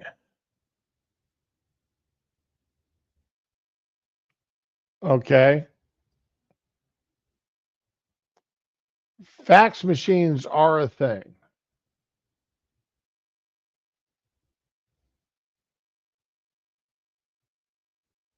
Yes, I know it's nice. They've got this nice, big, oversized sheet of paper that everything's laid out so nice and pretty on, and real fancy fonts. And it's a real fancy piece of paper that the president signs. Nice and thick and enduring. But to my knowledge, there's no law stating what kind of paper that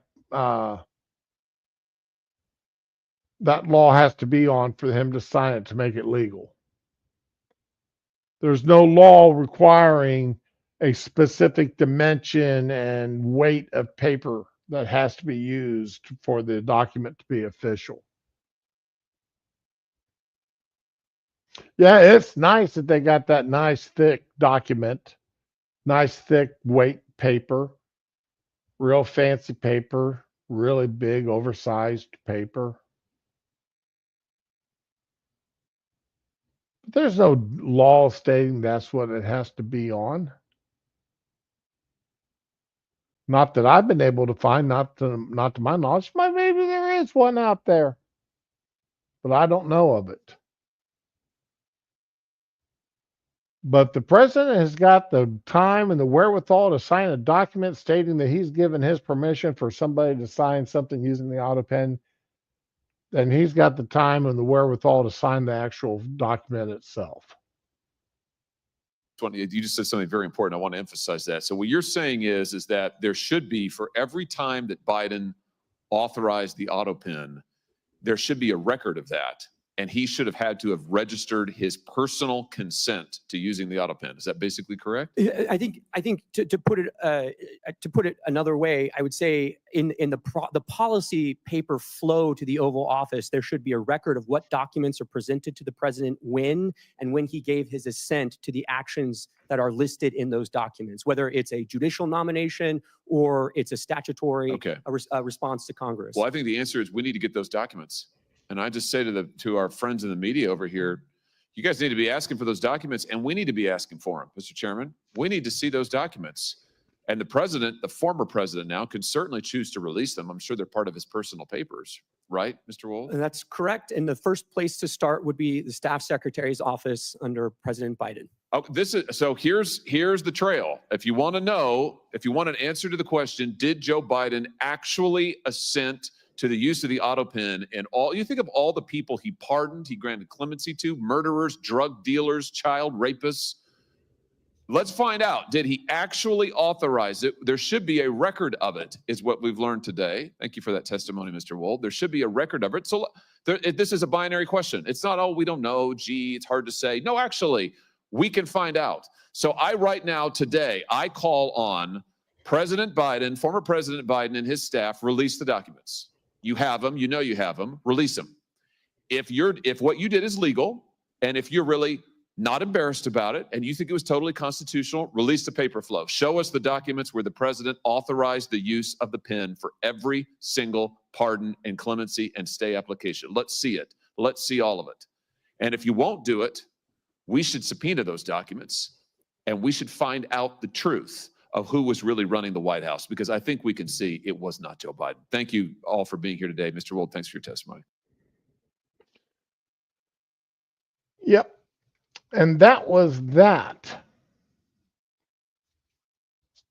That was just part of it. And again, that was just part of it. That was only 3 of them that I played there.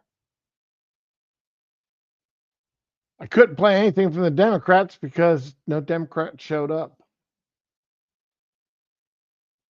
None.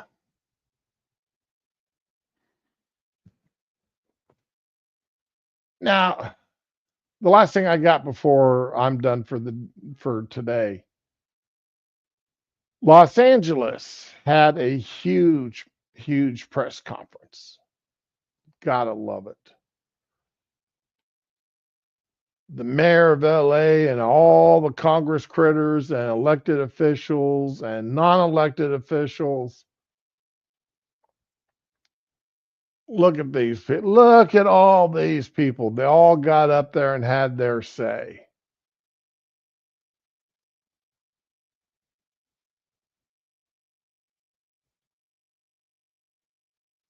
Let's listen to Mayor Bass here real quick. Understands that Los Angeles is united. There's no daylight between all of us, and all of us understand that we are here today in this situation because of raids that happened in our city on Friday. And now the raids are in multiple cities within our county. When she's saying raids, she's talking about the ICE raids. California has the largest number next to Texas. California has the largest number of illegals in the country. The guesstimates are between California and Texas, they've got over 40% of all the illegals in the country in between those 2 states. Over 40%. I've seen some as low as 42%. I've seen some numbers as high as 45 or 46%. So where do you think ICE would be raiding to get rid of illegals? California and Texas. Now, as I showed, we've got a census coming up here in a few years. And the census is very important. I will sing this tune, and if I'm still streaming in 2030, you'll hear me singing the tune then while they're doing the census then. The census, in my personal opinion, should count everybody. Let's be correct about that. It should count everybody. Citizens, non-citizens, and illegals. We need to know how many people are in the country. However, apportionment, and this here's where I think the law needs to be changed. The Supreme Court needs to rule and make the change. Apportionment for representatives in the House and for the Electoral College should be of U.S. citizens only. Because these House members that are sitting there simply because they have seats, because they are representing illegals and non-citizens,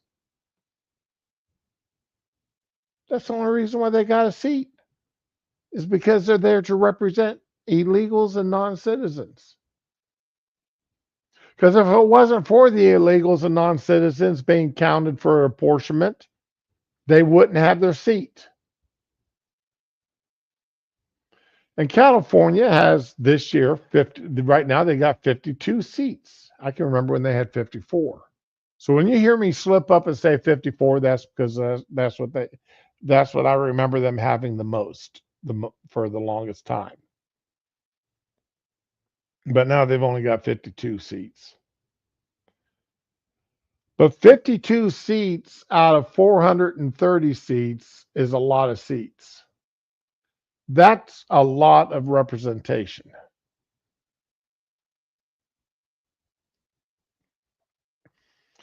And that's also 52 votes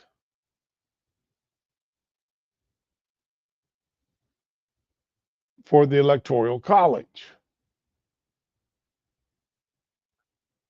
And that's 52 votes that the Democrats are guaranteed to have come election day.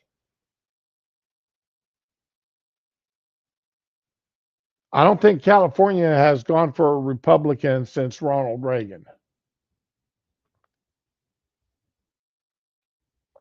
And I'm not even 100% certain that I'm pretty certain that Reagan got California.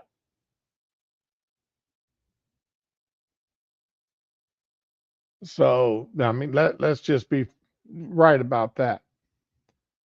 So when you're sitting there and you're worried about ICE raids in your country or in your city and in your state, are you really worried about anything? And you're a politician and you're a member of the House or you're a member of the state legislature.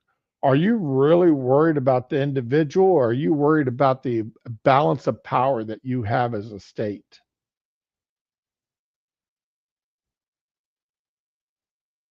Neil, from what I understand, yeah, the answer to your question is yes. From what I understand, the answer to your question is yes. I always raise the point that the day before, on Thursday of last week, everything was peaceful in Los Angeles. Nothing was happening here. Nothing was going on that warranted the behavior of the federal government over the last few days. Yeah, yes, you did. You had illegals in your state that you wanted to be there. You had illegals in your city that you wanted to be there. You wanted them so much you were financially supporting them. You're giving aid and comfort to these illegals. And the federal government stepped in and said, yeah, no, it's time for these people to go back to where they're supposed to be. They're not supposed to be in this country, so they need to go back home.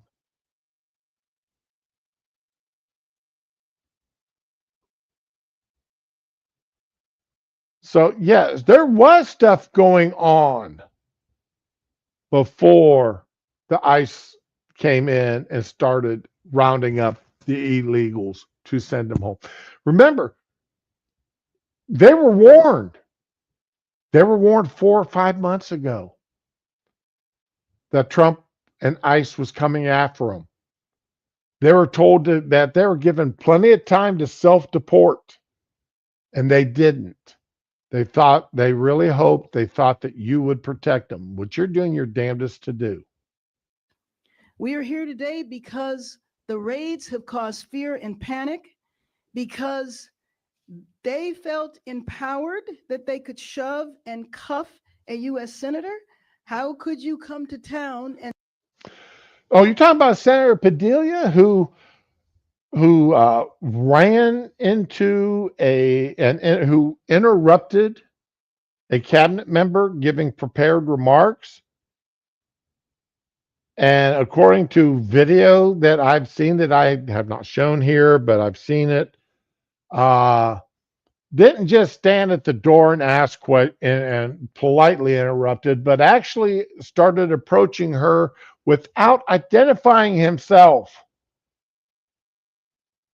And anybody can say anything.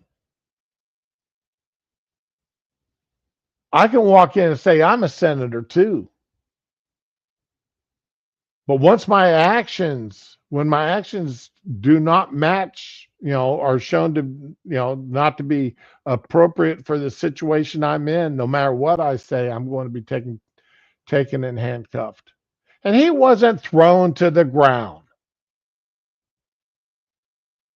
No matter how much you Democrats and the media want to play, he was thrown to the ground. No, he wasn't. And say you are rescuing Los Angeles and you don't even know the U.S. Senator. We're here today because we are clear that we are a test case and they want to see just how far federal overreach can go. It's not federal overreach to enforce federal law. And immigration law is federal law, as you Democrats went to court to have so decreed by the judicial branch that the states cannot enforce immigration law. That is because y'all got mad at Texas for trying to protect their southern border.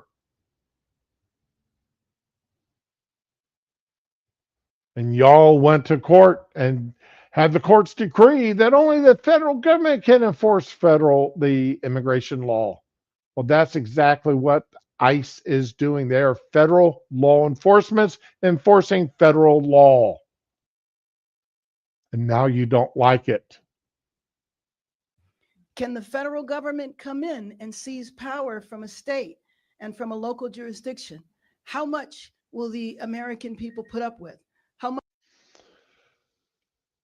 When it comes to enforcing federal law and getting rid of the illegal immigrants, yeah, I've got no problem with it. How much will Californians put up with? How much will Angelenos put up with? How much will people from all of the other 88 cities in our county put up with? And we're here to tell you that we're not going to put up with it. So Florida probably just. I hate these ads. Stop sharing for a minute so I can get past this ad.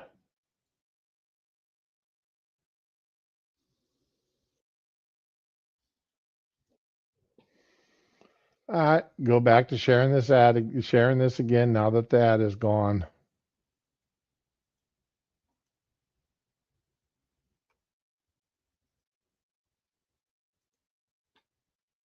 Not going to solve anything by chasing people at car washes, by intimidating families near schools, or by sending troops into an American city. The troops wouldn't have been in the American city if the county and the state and the city law enforcement had done their jobs and controlled the rioters. And federal law enforcement need to go where they need to go to get those who have broken the law.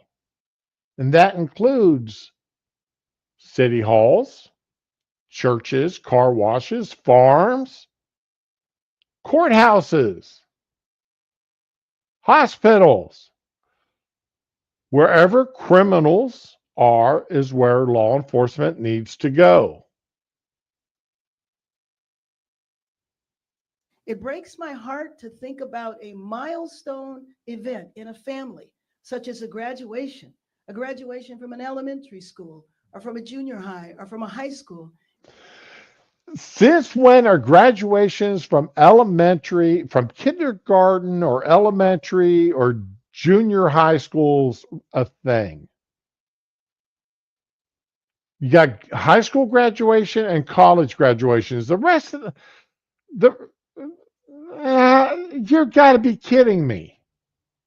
What are you going to start doing next? Having graduations from first grade into second, and graduations from second grade into.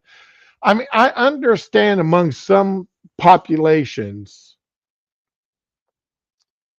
even graduation from high school is a major accomplishment. And that's about the last accomplishment they'll have in their life other than getting out of prison. Graduating the penal system. But that doesn't make it something that we need to, oh my God, little Joey's graduating kindergarten. Jamie has just graduated the 8th grade. Isn't that special? And Janie over here has graduated the 5th grade. Now, I understand that the Hispanics have got this quinceanera celebration, which is along the lines of the Jewish bar mitzvah, and I can't remember the one for the girls. All right, where they're considered an adult. I understand that, and that's not a public funded public issue thing. That is done within the church, within the community, not with public dollars. Okay. But these graduations from elementary school or junior high school or elementary school, these things are usually funded with tax dollars because the school is funding them. And if the school is funding them, then I'm sorry, but ICE has got the right to be there because it's a public function being funded by tax dollars. But ICE has got, cops can go in. How many times have we read about cops arresting somebody at their wedding? They've, oh, we were nice. We let them say their I do's, but we arrested him or we arrested her during the wedding reception, or immediately after the wedding reception, as they were heading out for their honeymoon. Yeah, exactly, Neil. And that families feel that they cannot go to the graduation. Are people in an emergency room worried that maybe they will come in and be detained? If you're not here illegally, you don't have anything to worry about. It's only those who are here illegally that have anything to be concerned about, Mayor Bass. That's the issue. These are people who have broken our laws and entered our country illegally. They're the ones that have something to be concerned about. Are people in homeless shelters? What happened to the goal of violent felons, gang members? Right. What happened to that? I have a hard time believing that the day laborers who each day try to survive by getting a day's work is a threat to our. They are. I mean, if a day laborer is taking a job that an American should have, then yeah, he's a threat because they're taking money out of an American citizen's mouth. They're taking food out of the mouth of an American citizen. And in case you don't understand it, Mayor Bass, you are here to represent American citizens, not illegals. You weren't supposed to be put in office by illegals. You were supposed to be put in office by American citizens. You need to understand that. Our city. So think about all that is going on in the world today and then ask yourself, why, if all of these troops are deployed here, why are there more military troops in Los Angeles than in Iraq? Just think about that. Why should we? If you really want to know, because they got military troops protecting federal buildings because your police departments aren't.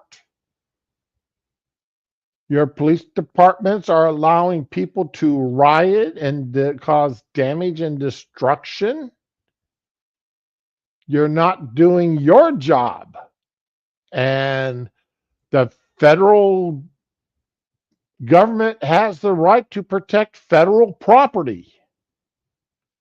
Therefore, they brought in the federal troops to do such. For a minute. So we're here today because we're not going to let anyone divide us. We're here today to show the world that the real America, what the real America is all about, what Los Angeles is all about. And Los Angeles is about diversity. is about embracing the immigrant population. The immigrant, the legal immigrant or the illegal immigrant? There are two different types of immigrants there, Mayor Bass. One is legal, one is illegal. Diversity has nothing to do with immigration. Diversity isn't based upon skin color. Diversity, okay, it's a wonderful thing when it's done legally, not illegally. Is about celebrating the fact that there are sectors of our economy that frankly would not function if it was not for immigrant labor. So tomorrow, Again, legal immigrants or illegal immigrants? One more time. Mayor Bass, why aren't you making the distinction between legal and illegal? Really, I'd like to know, why aren't you making that distinction? across the country, there will be demonstrations that are planned, but now these demonstrations we expect to be even larger because of what has happened in our city. But we do call on people over the weekend to demonstrate peacefully, to exercise your First Amendment right, to not play into the hands where it could be used as a pretext to roll out troops in our city.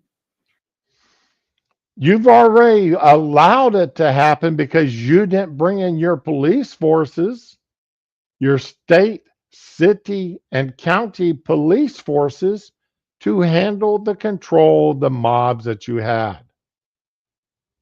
Yeah, I know, Neil. He's something else. You know, his facial expressions are wild. So let me just be clear about the truth of LA. We are a city of almost 4 million people. So the protests and some that have devolved into violence, understand, have taken place on about 1 square mile of this city that is 500 square miles. So be clear, LA is not under fire all throughout the city. You are talking about a very small part of the city and a very small number of people. Then why haven't your law enforcement people been able to get in there and get control of them and take out the people who are causing the damage, the people who are breaking the laws, who are not peaceably assembling as per the Constitution and as you are saying they should? Huh? Why haven't you? Or are you supporting the rioters, the ones who are causing the damage, the ones who are not peaceably assembling? Overwhelming majority of people have demonstrated peacefully. And let me at this point introduce our local congresswoman. Okay. I'm not going to make y'all listen to the whole 58 minutes that this is left, but I do want to take you to the one other woman here, and she's at 2530. It's this woman in the green jacket. Here we go. This zip tie style clip is a total game changer for anyone working on car repairs.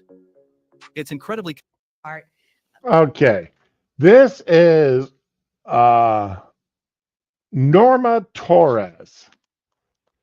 She started off her public career as a 911 operator, and she is now a representative in the U.S. House of Representatives. Okay? She is on the money. So let's listen to her for a minute. Because I have spent 17 and a half years here in the 90s and through the mid 2000s serving She's on the Appropriations Committee. the community here as a 911 dispatcher, taking your calls when you have an emergency. As a member of the Appropriations Committee, I am demanding full accountability and reimbursement for the local cost incurred. Really? You are wanting the federal government to step in and pay for the damages done. including injuries to local officers and damages caused by the chaos unleashed when the Trump administration recklessly deployed the military and ICE agents into our communities. They are the ones who created this unrest, and they Excuse me, Ms. Torres. They are the ones who came in to enforce laws, federal laws, laws that are on the books, laws that you swore an oath to uphold. Yes, you did. You swore an oath to uphold that law as a member of the House of Representatives. The federal troops were brought in because California's state, county, and local police were not protecting federal property from the rioters.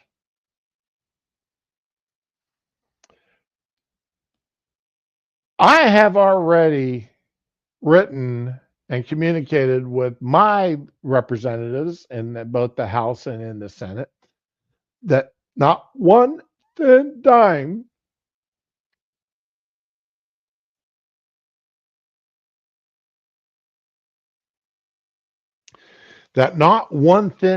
goes to California for any of this. The only money, federal money that gets spent is money spent to repair federal buildings. That's it. Not one dime goes to pay for a county building, for a city building, or for a state building. Not one dime goes to cover anybody's injuries that are not a federal employee. The state of California, the county of Los Angeles, and the city of Los Angeles should be covering all other expenses because it's their fault. One, they actively endorsed and allowed illegals to stay. They embraced illegals. They funded illegals. They gave them financial reasons to be there.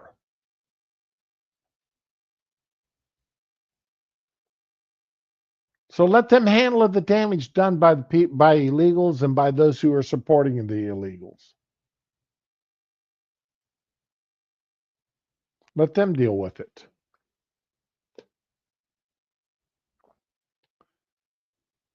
Again, I'm not going to make y'all listen to this whole thing.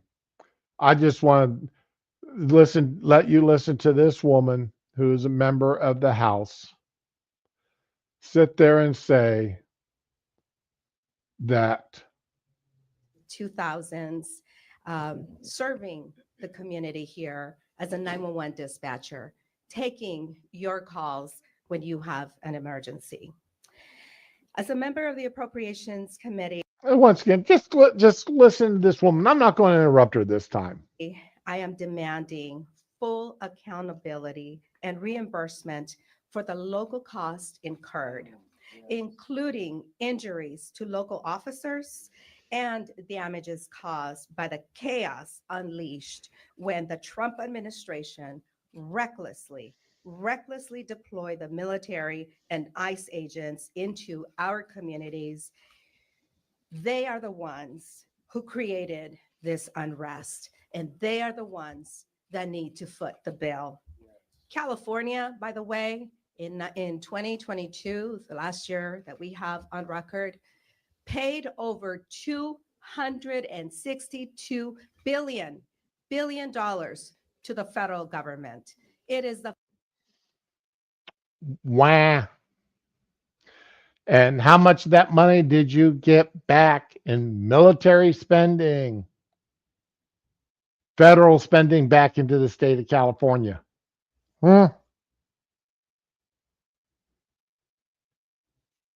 You are a debtor state because of your support of illegals.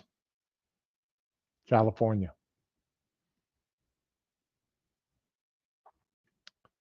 So anyway, guys, that's all I've got for the day. I've got a few other things I need to do. Got a toilet to fix. The wife broke the handle on the toilet broke on the wife yesterday. So I got to go fix that. But y'all have a good day. Now, tomorrow's supposed to be a Friday fun day. I hope Ramen is feeling better tomorrow. If she's not, then I don't know what I'm going to do. I will probably have another bitch session tomorrow. Maybe another not Friday fun day or a Friday not fun day stream. Who knows? But anyway, y'all have a good one. Enjoy yourselves. Be with the ones you love. Love the ones that you're with. And we'll be back when we get back. Later, all.